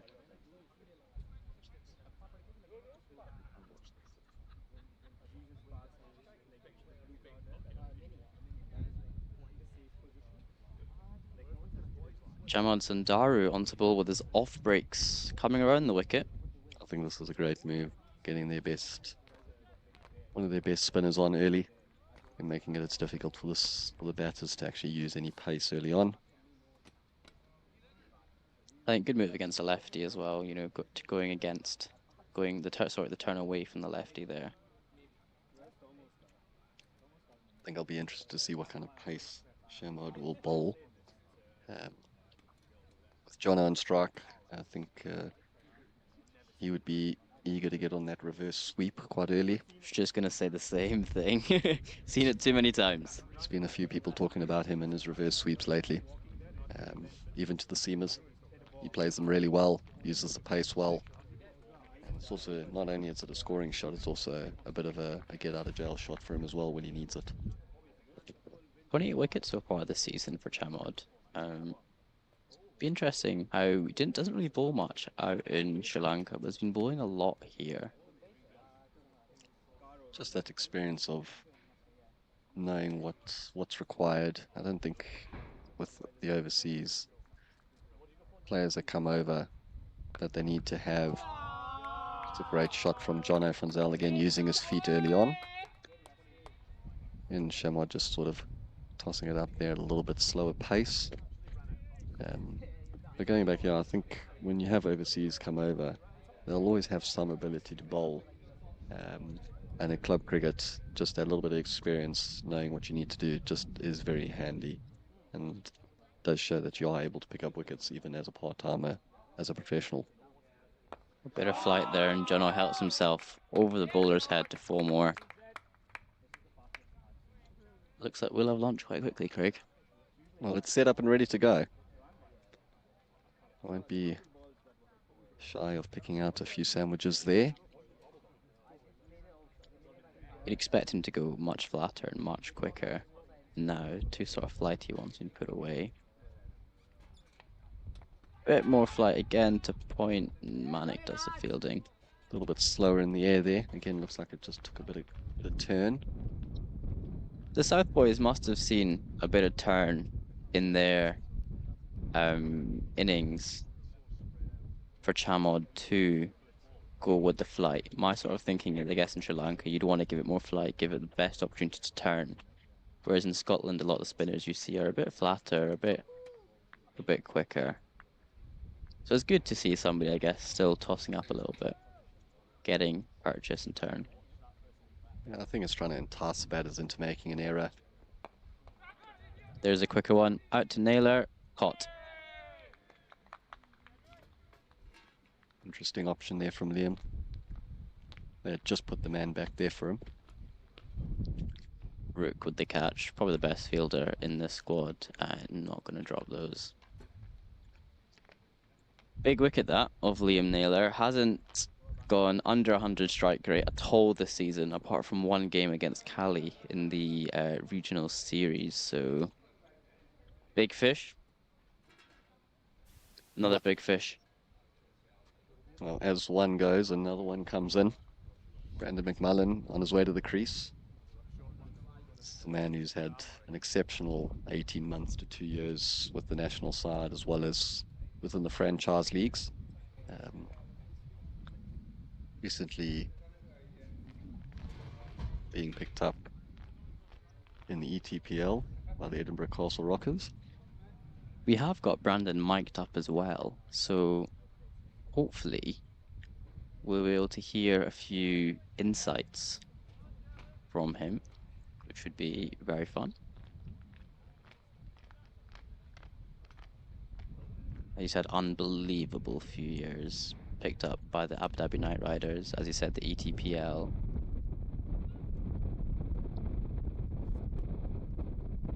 The star man for both RHC and for Scotland recently.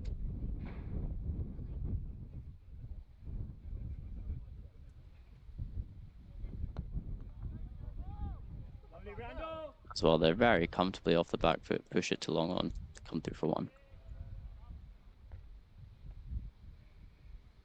Vander has got a very deceptive power game. Doesn't look like a man that will be able to hit certain balls over the boundary, but he does find ways, especially hitting on the up over the bowler's head. He's got an exceptional ability to do that off spin and seam and hit over the head for 6. Bold. Massive wicket there for Chamod. You can see why he's been brought on. Potentially the arm ball there, I think. Beaten between bat pad. The replay will show whether it's been an inside edge or it's just, as you said, an arm ball that's snuck through bat and pad there.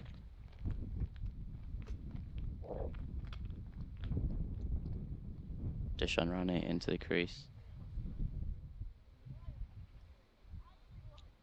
Not a bad pair to have in at the moment, considering there's probably a bit of spin to come. Probably your two best players will spin at the crease at the moment. See there. Yeah, I think that was the arm ball. Flatter, quicker, goes through bat and pad. That is a massive second over by Chamod, and really brought Edinburgh South back into the game here. I think they're able to find a third wicket here. I think it now brings them really back into the game and puts a lot of pressure on the RHC middle order here.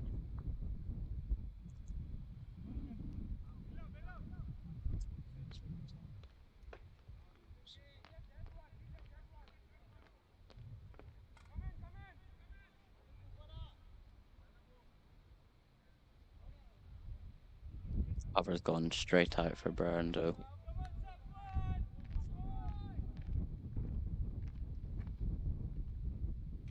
Let's have one into the attack. Full start. Full start. Lights out, and we don't go away.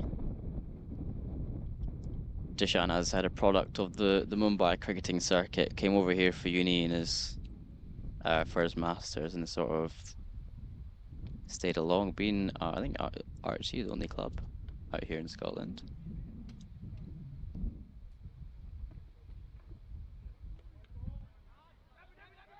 Wide ball there, good running. He hits it.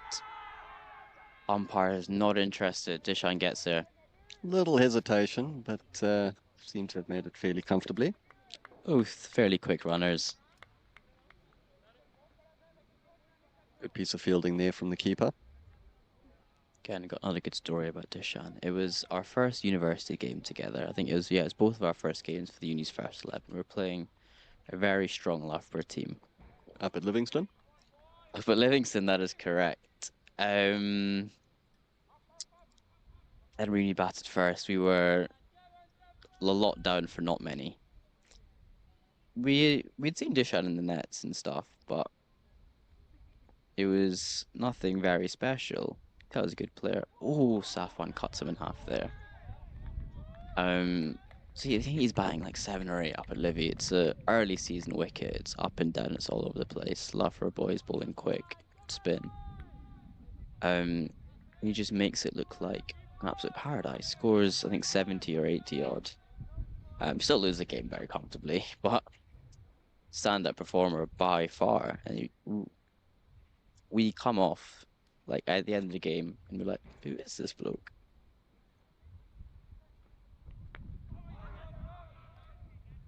Making an absolute minefield look flat, and then goes on to tell us he's captained the Mumbai under 17s, under 19s. He's captained the likes of Jaiswal, and many other of the young Mumbai talents that have come through the IPL. He was the one that when I was coaching at the uni sort of picked out quite early on to say, okay, there's a bit of ability here. And there was actually Sean Fisher-Keogh that chatted to him about joining RHC and coming down and helping for the bit of the season that he was here, and he decided to stay after his masters, got himself a really good job, and he's not looked back. He's been an absolute machine for RHC in the batting order. And he's a great guy, excellent man to have around. Still waiting for that house party. Still said if we scored 100, he'd invite us all over for a house party. He's got numerous since then on that one house party. Just shy of 600 runs this season, an average of 39 for Dishan. That's the one. Clipped off his pads. Goes all the way for 6. Too easy, too full, too leg side. Standard Brandon McMullen there. Niche area. Generally finds the boundary. Safwan just getting a bit full there.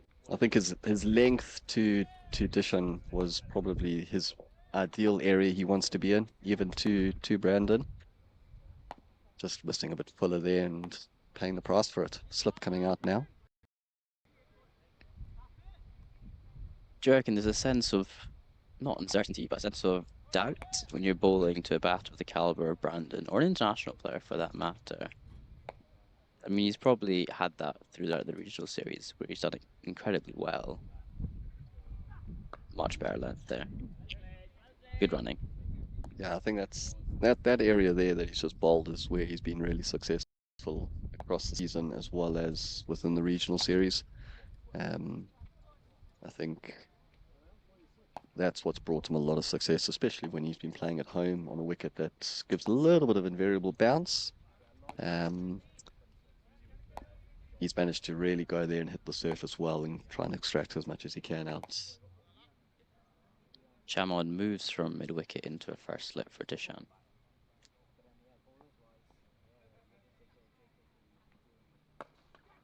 Full toss.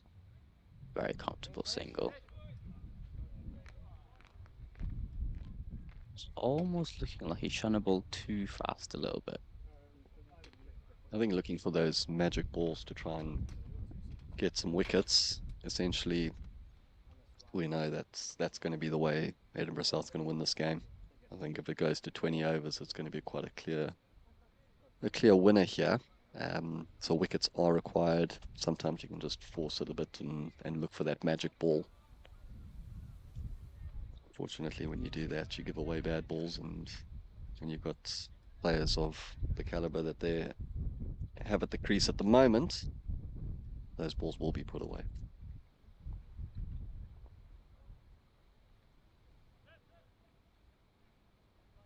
Well, to continue coming over the wicket this time instead of around. Long on Cow, the only 2 out so far. Definitely the right field for an off spinner in the power play, I reckon, but coming over is interesting. First slip comes into play, Captain Bilal Asghar. I'd have expected him to sort of stay around, potentially arm balls, get a slip in play, and if it is in the arc, you've got then Cow long on to sort of protect you.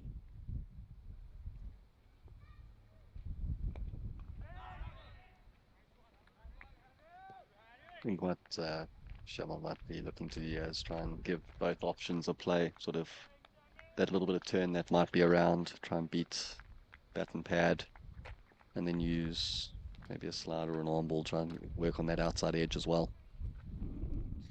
So a little bit of turn. Yeah.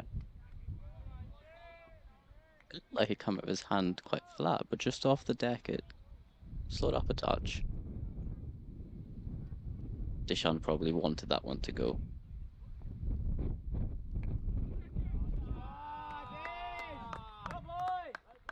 Over backward point, Harry Barrett can't do much about that. Goes for 4.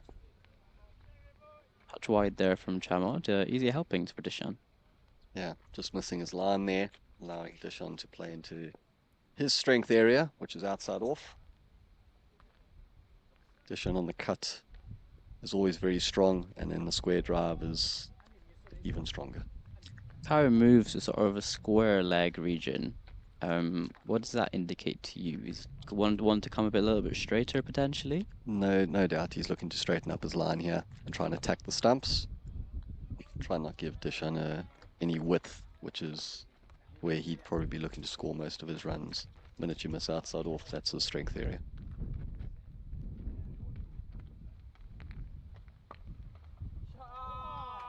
As you said, gives himself the room, carves it through the offside, 4 runs. Easy pickings there for Dishon. Someone who's played as much cricket as he has, especially there in India. Anything slightly short is going to be put away by him. Looks like an attempted carom ball there from Chamo, so out the front of the hand there. I think again, just maybe trying a bit too much. Yeah, Almost trying to force the mistake from the batters or try and force that magic ball and in turn giving away boundary options and making the game a little bit easier for RHC. much better there from Chamo. That's probably the go-to ball there, a little bit of flight, try and get the turn off the deck. I think that's what made RHC spinners so difficult to play. Both Ayush and Callum were very simple with what they were looking to do. Just attack the stumps, keep the pace a little bit slower, try and make the batters force some pace onto the ball to get their boundaries. And to be honest, Shamwad's been most successful when he's just kept that simple delivery, good length on the stumps, and he's been successful with that. We're just looking to force it a bit much in those last few balls against Dishan, who's not going to miss out. 38 for 2 after 4. RHC, new bowler Safwan's taken off. Rook Kohli, left arm off spinner onto bowl. As mentioned earlier on in the last innings, has done a bit of net bowling for Rajasthan Royals. Played for Watsonians before and then made his move to Edinburgh South, where enjoying himself with the ball and with the bat. Yeah, he's been an important player for them up the top of the order, getting in a lot of overs every week. Um, he's been a vital player for them in their team week in and week out, and he plays regularly as well, which is so important in club cricket today. Is being able to find guys who can play almost every week. Rook into McMullen. Touch short, touch wide. Umpire agrees, gives it a wide. Took 4 in the regional series against the West, did Rook. What makes him so dangerous? I think it's just his consistency. He gets a lot of revs on the ball. Um, Real nice, orthodox left arm action. Gets right over the top of the ball. And it's just last and consistent, sort of attacks the stumps regularly and gets the odd bit of purchase. I think what made him so effective in the Dunfermline game was he used the conditions really well. Didn't do anything special. Just tried to make sure he put the ball in the right area and allowed the surface to do the work. It was a bit of a slower, stickier surface. It made it very difficult for the batters to score. So the experience he's had previously in bowling in different conditions has definitely come out to help him when he played in that regional series. And I guess on a day like this, where the sun's out, the wicket's been used. It's had about, I think, probably 90 overs of cricket on it. Touch dry, maybe a little bit of purchase. How would you want your spinners to go about bowling on here? I think you got to attack the stumps, make it as difficult for the batters um, to play high risk shots. Um, Probably force them to try and hit down the ground as often as possible. Um, I think perfect example is how RHC spinners went about it. They were absolutely superb. If there's a blueprint you're looking at as a spinner to play on this wicket today, that's probably it. As you can see, you slightly miss short, and it's very easy pickings for the batters. Rooksfield still in the power play. Rooksfield is again the long on and crowd duo. So you'd really want to be quite straight here. Full in straight is where you want to be, sort of getting them pushing onto that front foot. There we go. But then again, to a player like Brando, would you stick with the orthodox field? Do you want to be full in straight to him, knowing his quality to go over the top, front foot and back foot, I guess? Yeah, there's not many options you probably find Brando won't be able to play. I think it just depends on what he feels is best on the day. But he's very strong over cover, especially over extra cover to the spinners. Um, and he's got a really strong sort of pickup shot over mid wicket, cow corner area as well. Um, but his main attacking shots is sort of that step hit for the spinners, um, especially between extra cover and sort of that long on region. So I guess my thinking there would it be worth then to have, I guess, two out on the offside and exclusively bowl outside off, protect that side, give him a single, than be straight and afford to either for him to go over, or if he beats the ring through cover, it's going to be four. Yeah, the thing is with Brando, the minute you sort of look to do that, he's got a great ability to take that ball outside off stump and hit it over cow corner, which is a very strong shot for him, which is what makes him so difficult to bowl to. You see the reverse, straight fielder at backward point. That's a part of his game he's brought in quite recently. He's become very successful at it. Played it really well in the regional series. Goes again, it's in the air, goes over cover and races away to the boundary. Once it beats that inner ring with the topspin on it, it's very, very tough for any fielder to stop it. Yeah, a day like today, that outfield's going to be racing. So if you can beat the inner ring, you're more than likely going to get your boundary. Top edge as well. It wasn't really the cleanest of hits, but enough.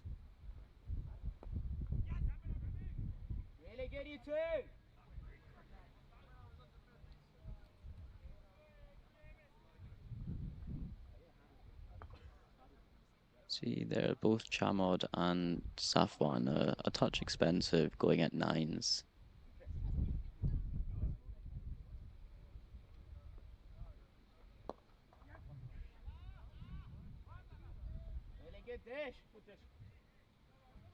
Seems to be quite comfortable now for RHC. That's 50 up in 5.4 overs.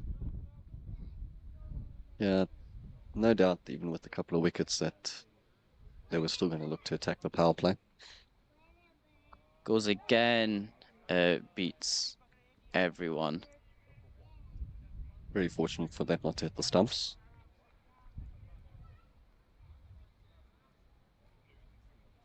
At the same stage, Edinburgh South were 45 for one, so not too far off the score. It's more, I guess, the clump of wickets they had in the few overs to come, which is what sort of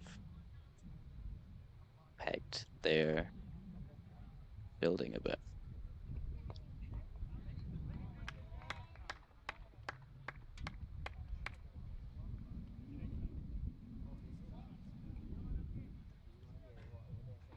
Makes sense for Rook to come back on. Power play done, spread the field a little bit, protect the boundaries.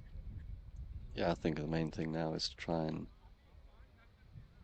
make sure that you're not giving away any easy boundaries to RC, trying to make it as difficult as possible to actually chase the score. And you're going to have to try and take it deep with taking a few wickets as well. Um, Again, I think if you're not going to pick up another 2 wickets in the next 4 overs, I think it's going to be really difficult to find your way back into the game now if you're Edinburgh South. Important spell here for Rook. First over only going for 6. You can get another over of that. It might just start to Spread the field now, standard sort of back four, cover long on, long off, cover mid wicket region. So looking to go full here is Rook.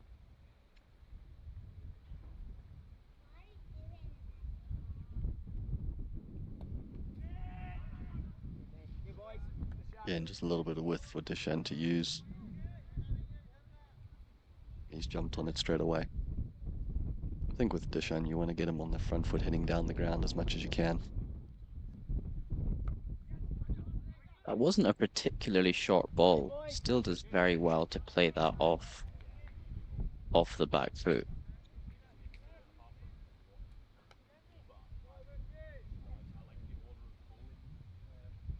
No change in field for Brandon.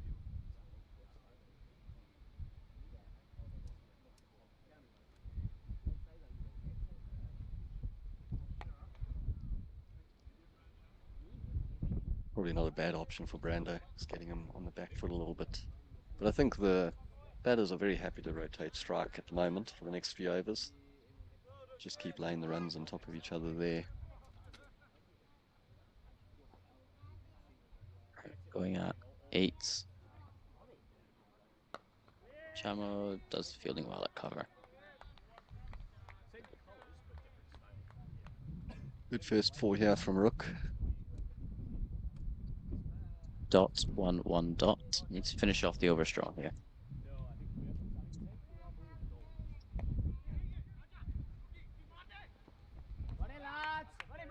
Some really good running there. I think that's also a little difference between this stage of the innings now for RHC and where Edinburgh South were. It's sort of stagnated a little bit in these 4 to 5 overs between 6 and 10. Not much rotational strike at that stage for Edinburgh South. Just see it on your screen there.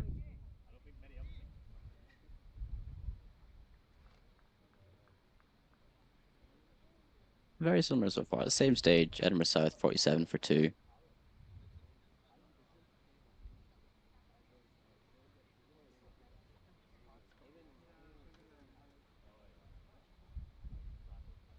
Just taking over comfortably, but as you see, you can see it there. It just slows down a touch. Coming into it now.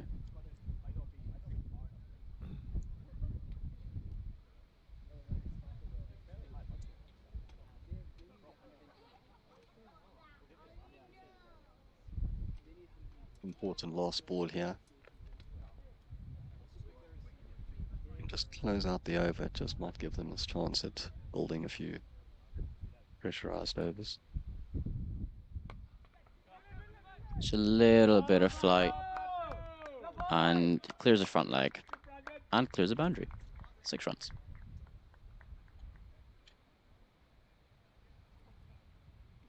One of the options we spoke about, Brando has just that little step hit. Can hit you anywhere between that extra cover region and wide long on cow corner area. It was a fairly straight, almost midland leg there from Rook. For a player of Brandon's quality, he's gonna feed on that. Doesn't seem like the biggest boundary there on the leg side from this end.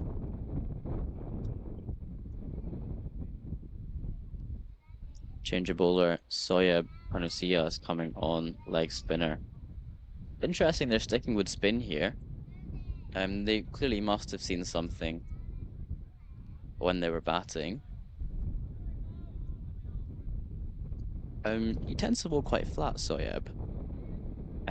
Gets a lot of wickets by just sort of sliding it on through bats. So it'll be interesting to see how he goes about bowling to 2 very good players of spin. Square, cow, long on, long off, and cover. Or the fielders out. Just once again doing everything he can to make it as difficult for the batter to find those boundaries. Probably will look to try and attack the stumps here with the field set. Long off very straight as well.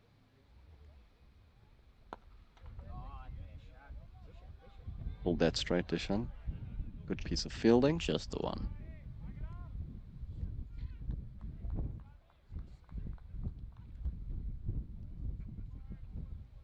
Again, I don't think we're going to see much flight from Soyeb. It'll be flat into the wicket, almost eye line, just under eye line level. On the back foot, great work at backward point there by Captain Bilal Asghar to stop Probably would have been 4 runs.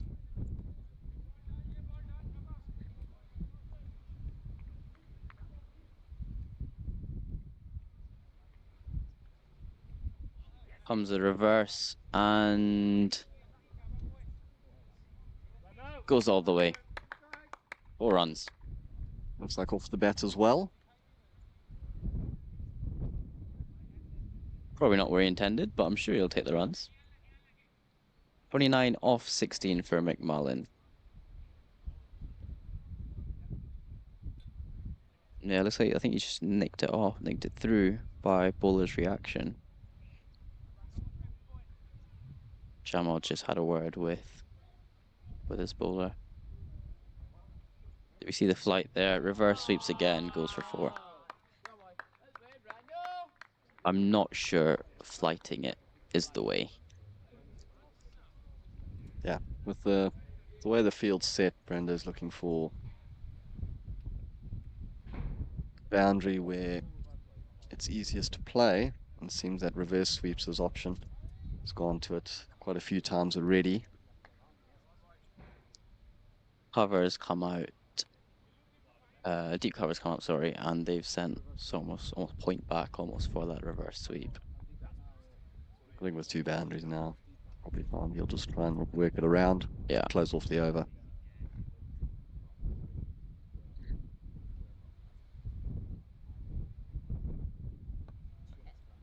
As predicted, 1 run. Sorry, that was square leg came in, point went out.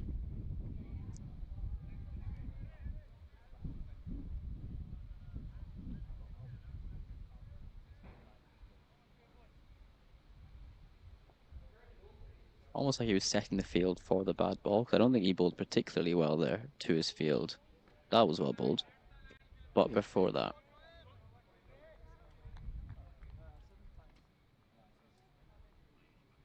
the field set, I guess, almost straight. You were bowling wide and loopy. Yeah, I think it's just whether he was probably flattening it up or going a bit flatter. I do think Brando would have been going for that option anyway. He's been playing that option quite regularly at the regional series. Came in up at Forfarshire on the first weekend and played at first ball. Fair plays. Went for 6. So he's obviously been working a lot on that shot and has added it into his game now. New bowler Manik Kapoor into bowl. Seamer as well. It's sort of a hard length again. A very unassuming bowler. Was a man that was quite important in getting Edinburgh South into the Prem. Did really well in the playoff game. I think he got far for there. Has been more in the 2s since they've come up. I know Edinburgh South 2's done quite well in getting a few promotions recently. He's been helping them there. Saved there. Lucky to get away with that one. But again, I don't think RHC will be too fussed by not putting that one away there. Very comfortably cruising along. 56 required here.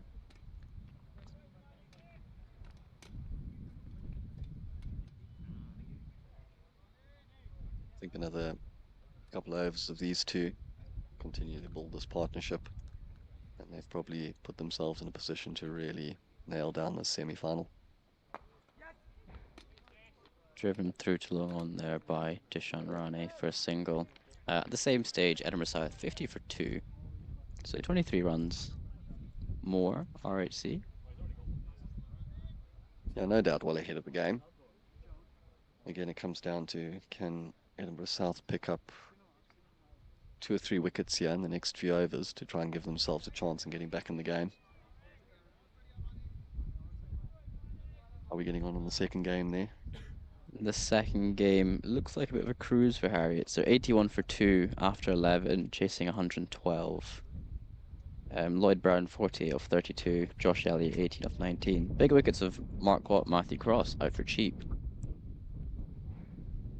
Matty Kerr is taking both of those. Awkward bowler, Matthew Kerr. Very low arm. Overthrows again. It's a comeback for 2. Again, good batting there by Brando, noticing that mid-off is a touch deep. Comes through for a single. Helps himself to another overthrow.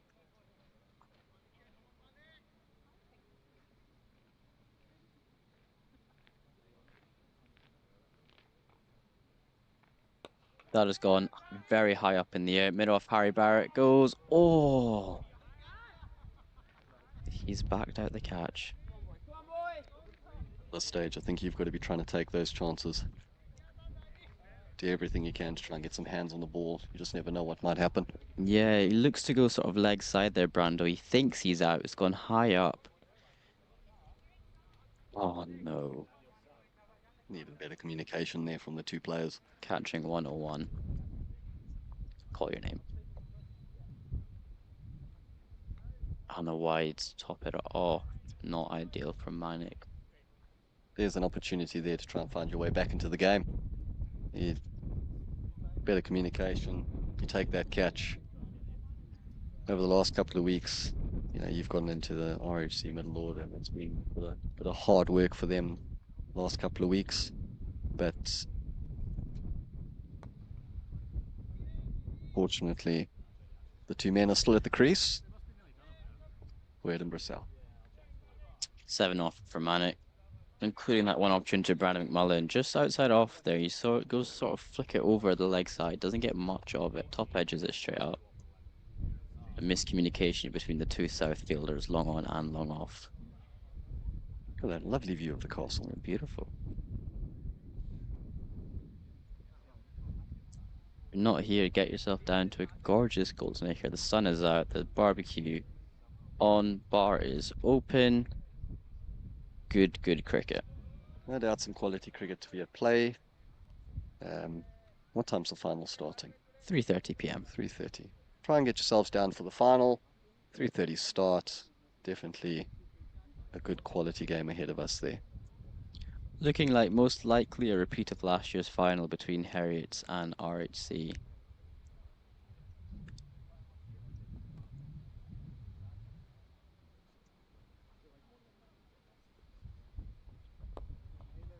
Really well played. Looking for 2. Ooh. Slip there from Brando.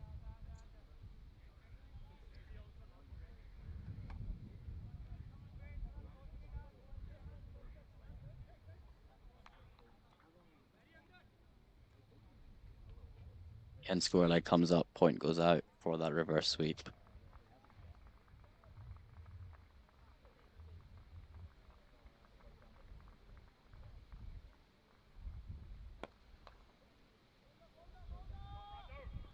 Come through just for a single. Very good piece of fielding from long off down there. Overseas Chamod Sundar. Is there a world in which we see Brandon going onto the off and trying to go a sweep over? I guess it's a risky option that's not needed, but It's not. It's probably one of the shots he doesn't quite have nailed down just yet. Sort of the regulation sweep. You're probably more likely seeing him going on the slog sweep, or continuing on the reverse and just trying to hit it in a different area. But I think now that he's manipulated the field, he's quite happy to sort of rotate strike. Side's in a good position. I think no need for unnecessary risks. lowest risk option for the longest amount of time. Always gets you runs. I think that's the importance of the side getting 160 here as a minimum. It would have meant RHC batters would have needed to have continued to find a boundary and over. And then those smaller risks might be needed from the batters, and then you're in a game where those chances might then find your way to your fielders. There's a reverse sweep we see, and point was in the circle, then beats 2-point fielders, and it goes for 4. Beautiful shot. I think they've forgotten to change the field there again. Yeah, I think they might have. That brings up the 10th four for RHC, which makes up just over 50% of their runs so far.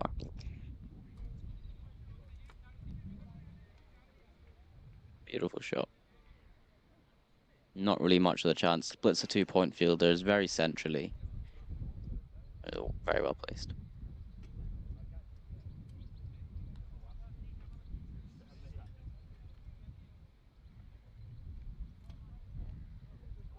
Ishan doing a good job here, not really having to be the aggressor with Brando on the other end, just rotating strike very well, giving Brando the option to then go if he wants.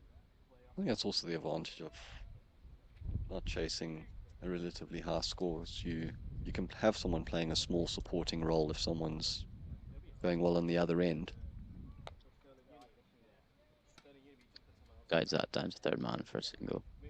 Just doing the easy job now, putting McMullen back on strike. Quite happy to rotate strike with him.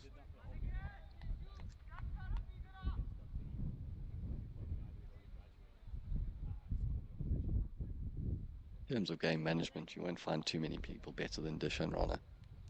Played so much cricket, so experienced. That is absolutely huge. Could be some cars in trouble there. That might have got onto the second wicket. That was some shot from Brandon McMullen. Wow, that's one of the biggest ones I think I've seen in recent times. Slug sweep off a seamer. You can see it just now. Manik Kapoor coming in. Very still Brando. Gets down early. Probably what, 4th or 5th stump? Yeah. And give me that bat, please. Looks like he's lined them up quite early on there. 49 for McMullen off 26, going at a 188 strike rate. 5 4s, 3 6s. Comfortably anchoring the chase here for RHC, as expected.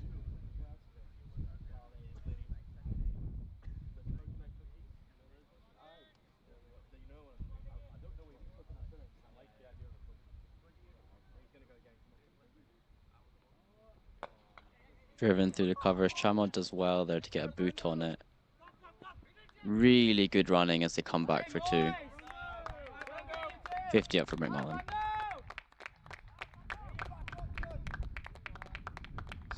Really good innings there from Brando. Very muted celebrate. Oh, there we go. Dishan heads over. This is 50 coming off 27 balls. And he sees wagon wheel there. Very much through covers.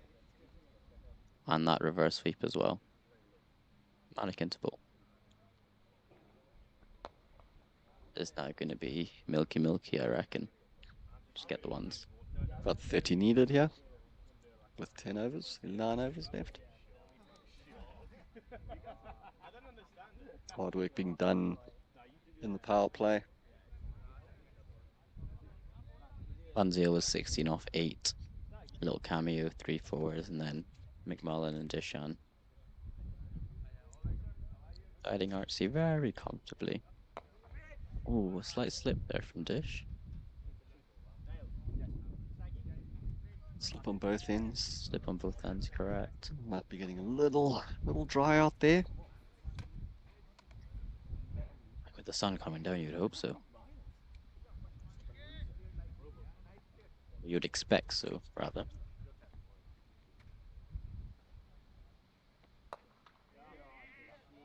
Short and wide there. Dish cuts it straight to Rook at backward point, no run. 95 for 2 after 11.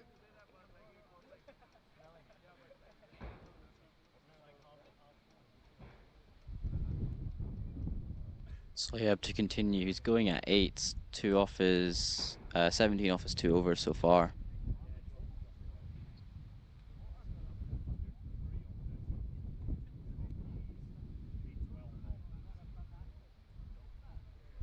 Really good partnership so far here by McMullen and Rane. 76 off it, really breaking the back of the run chase here for RHC.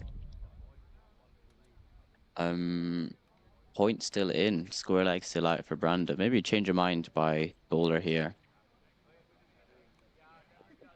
Yes, wanting Brandon to play that reverse, hoping for a mistake potentially. Yeah, I think in this position, you don't mind it playing it now.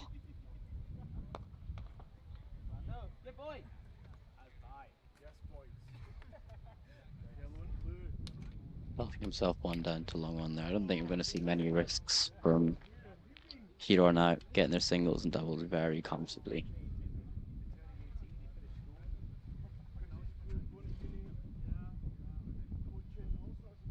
Full toss and just the one.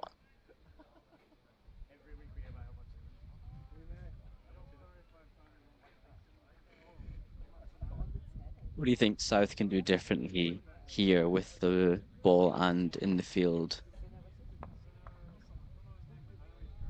I think there's going to need to be a period of 2 overs somewhere, probably in the next 2 overs, where they're going to have to try and almost go with a bit of a squeeze here, try and force the batters to do something alternative to what's going on now. Can't keep giving easy signals away. At the moment, bowling is Full toss there. bowling a few full tosses. I think you've got to go back to your best bowlers now. I think it's getting Safwan back on, getting Shamwat to bowl his last. Try and see if you can sneak a couple of wickets, just try and apply some form of pressure. Try and maybe keep the field in, risk a few boundaries. Goes to reverse sweep again in front of square here. I'm not sure that's deliberate. Probably is. And they come through very comfortable too. You can see it here on your replay. It's a bit further down the leg side, Yeah. made it more difficult to get it on or behind square there.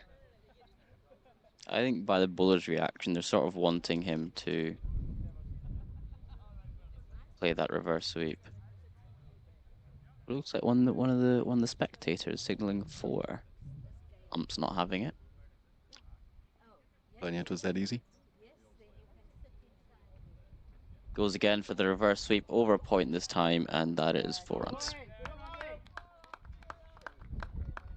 Just too easy. I think they were probably much better off having that point back and bringing square leg in. Expensive over there for Sawyer. 10 off it. Yeah, it's down to these next 2 overs now. I think if Edinburgh South are going to give themselves a chance and find their way back, they're going to need to go to their strike bowlers now. Try and see if they can get. They'll probably need 3 wickets in the next 2 overs to give themselves a go here. Change of bowling here. I think it's Asad Amir on to bowl. Looks like it. Interesting. Not sure I would have gone with this option. I think I would have gone back to Rook or Chamod or Safwan. I think you got to make it as difficult for the batters now as possible. I think you got to put a squeeze in the field, try and make them hit through the field. See if you can pick up a few mistakes from the batters. Maybe that little bit of a magic ball or a magic piece of fielding. 22 needed now with 8 overs left. 8 wickets in hand. It's going to take something special from Edinburgh South here. He's taken 5 wickets so far in the Masterton. 2 against Watson's, 3 against Morton. But I think the step up in quality there will be tough, especially against 2 very set batters now who know the way they're going to play out the rest of this game.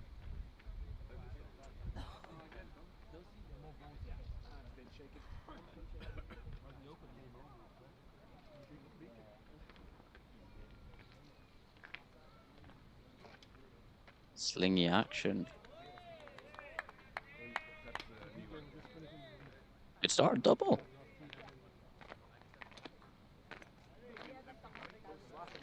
Can't complain too much.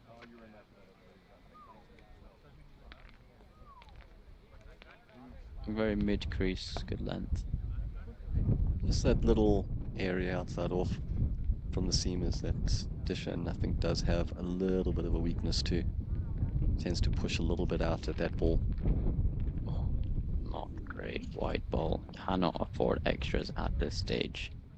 Well, 7 extras so far compared to the very minimal. I think only one in the RHC innings. It shows the discipline in bowling. News from the other semi-final, Heriots have beaten Stuart's Melville, chasing 112 in 14 overs. They make their way into the finals at 3:30 p.m. Shot.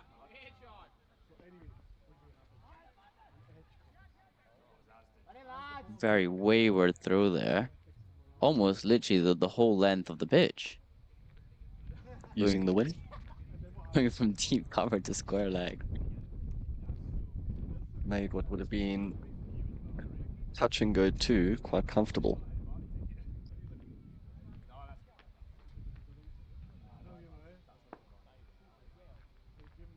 Just showing the batters the army's got. Much too late for that though.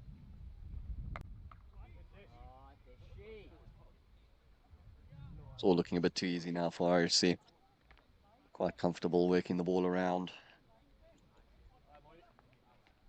We need something different here from South. Is it more of an aggressive field? Is it bringing your strike bowlers back on? Captain Billy Ascar needs to have a bit of a think, but I think it's a bit too late for that now. I think your best option was 3-4 overs ago. You are going to need some wickets. You've got to bring your strike bowlers back on. Try and get into that middle order of RHC. Slower ball there. Something different. We've not seen that today. Brandon not too happy with himself there. Expected that one to go. But wobbled. Good change of pace. Something different, at least. I think that's where the difference has been is the bowling today between the two sides is there's been a lot of consistency with the RHC bowlers not leaving a good area, making it difficult for them to score. Whereas I think Edinburgh South, unfortunately, trying to look for wickets to get themselves into this game, has delivered up a few bad balls, missed the areas quite often, and the quality of RHC's batting, unfortunately, for Edinburgh South, they're not going to miss out on those bad balls. You need to be 180, 200 to challenge this RHC batting lineup at a minimum, I reckon. Especially on this wicket on this day.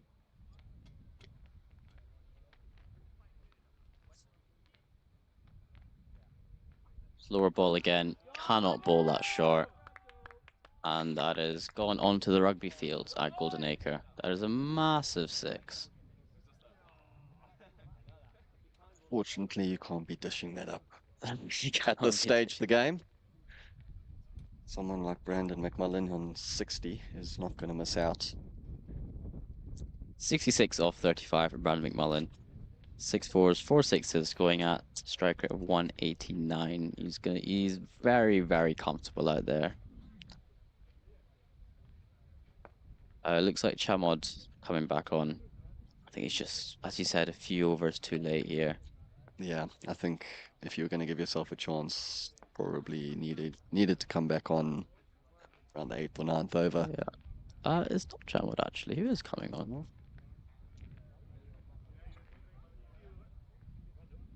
Someone coming in. I think that's Kieran SV. Maybe giving a few boys a bowl in a semi-final. Could be. Have some fun, lads. Try something out. You're not going to bowl against these boys again. I mean, you will, but in this situation. Well, you say that. Was the second game of the season, third game of the season, Edinburgh South did one over RHC at Barnton. Low scoring game there. It was about 220, which is surprising for Barnton. Very high scoring ground there. It's been very, very high scoring in the last almost 2-3 years almost. There's been some good work done on the wicket there. Also, good weather. Yeah. Very fast boundaries as well. Short to one side. A lot of opportunities to score boundaries on those conditions. When you got the batters that RHC have, no doubt the high scores will be quite regular.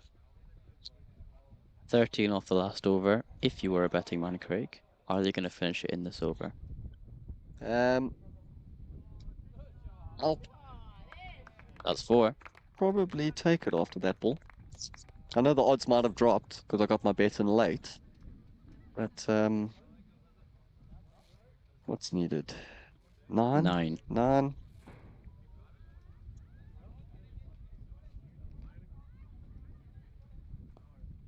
Oh, No bonus points or net run rate coming into play, so yeah. it's just a bit of a momentum boost, I guess. Not that you need it anymore for RHC, but to finish it off in the one over, 13 off the last. Score leg comes up. Third man goes back. Very deft touch there by Deschanderly. Had hit, just used the pace of it, guided it between the fielders, and on this outfield, if it beats the infield, it's going to go for four. It's a better line. I said around that fourth stump line to Dishan, around on a good to back of a length is probably where he's most susceptible to a dismissal. Very strong in all the other areas around the ground. Strong from about fifth stump and wider. Almost like a slower ball there. Potentially too. That's very good running by Brandon and Dish. Superb running. Probably a little bit extra work needed to be done from the bowler there Yeah. to prevent the two.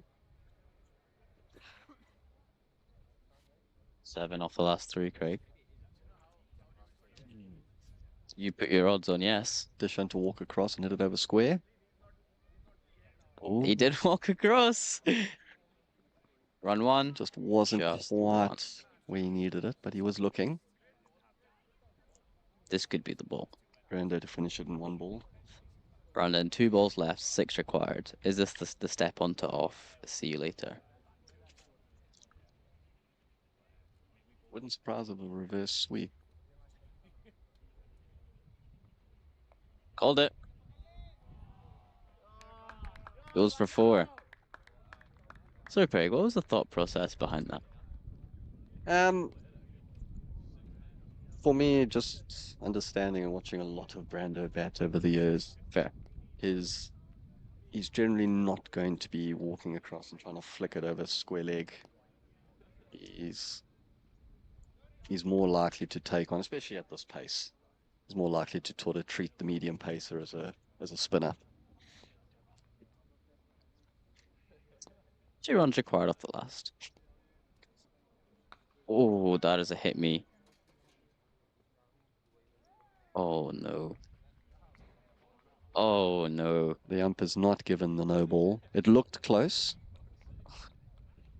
Good catch there, down at long off. Chamod Sundaru. Man, probably with the safest hands in the team. 70 off 37 for McMullen. Broke the back of that run chase there for RHC, and very, very unlucky to be out in this manner and just finishing off in general. Might need to pull the trousers down a little bit just to make sure that the umps can see. Well batted, That was McMullen. superb innings from Brandon McMullen. Match winning. Tyler Stagg in now. Dishan, 2 runs required. I'll take my money, thanks, Craig. We didn't wager exactly what the amount was, so is there any carryover? Double or nothing? We finish in this over? I'd put my money on yes. Judge plays out a maiden. Just secret signal from you out Dish in the middle. Just block it out. Assad to continue. 10 off his first. 2 runs required here for RHC. And it was a very comfortable run chase, and it was always going to a very comfortable run chase. Just not enough runs on the board for Edinburgh South.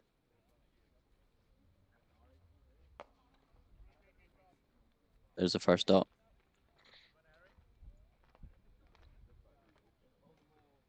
Yeah, I just think on the surface, even though it's a little slower, a little bit of turn for the spin, it's still too good a surface for this RHC side not to have chased down 128.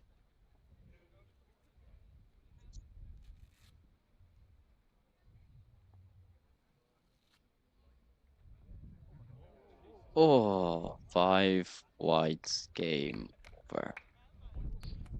And we have a repeat of 2025's final. RHC take on Heriots at the main square at Goldacre, 3:30 p.m. If you're not here, get yourself down here. There's a barbecue running. Bar is open. The sun is absolutely shining for what will be a really good final.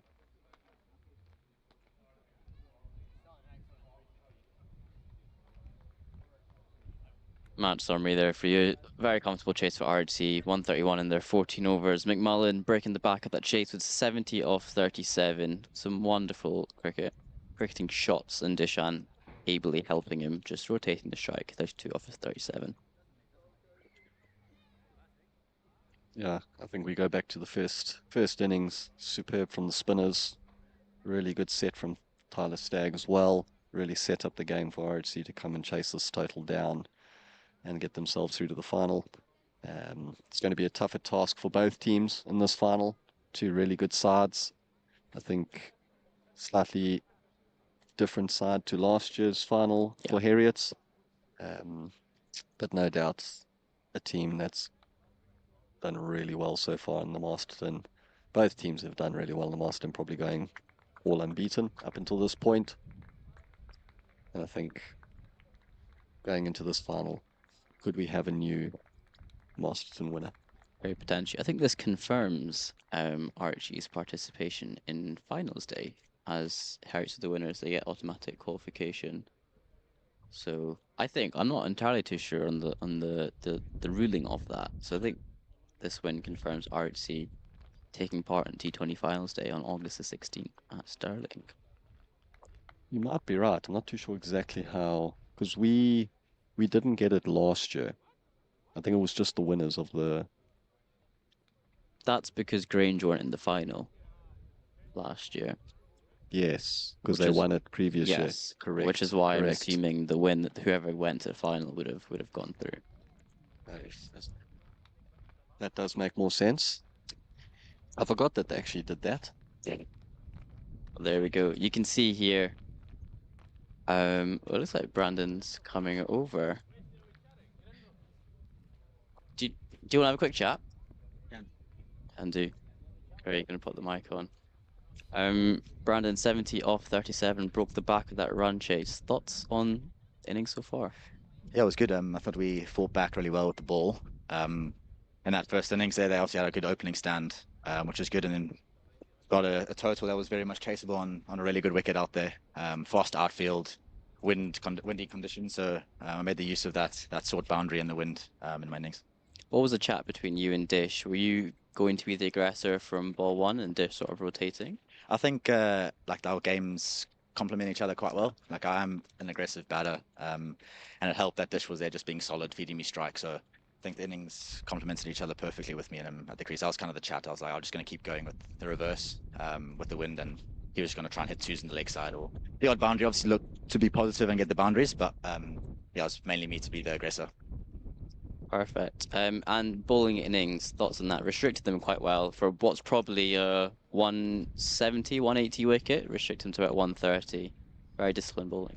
Definitely, I think our two spinners were excellent. I thought Yush and Cal bowled really well to restrict them there. The ball was gripping for them and turning a little bit, so which is exciting for the final here.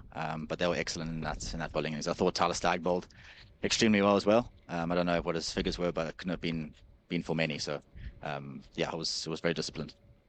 Congratulations once again into the finals of the Masterton Trophy and T20 finals day. We will see you in the finals. Thank you. Thank you.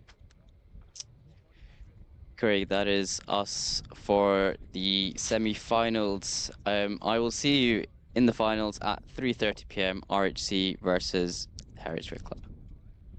Awesome. Thanks, Khalid. It's been great. And I will see you at lunch. See you at lunch.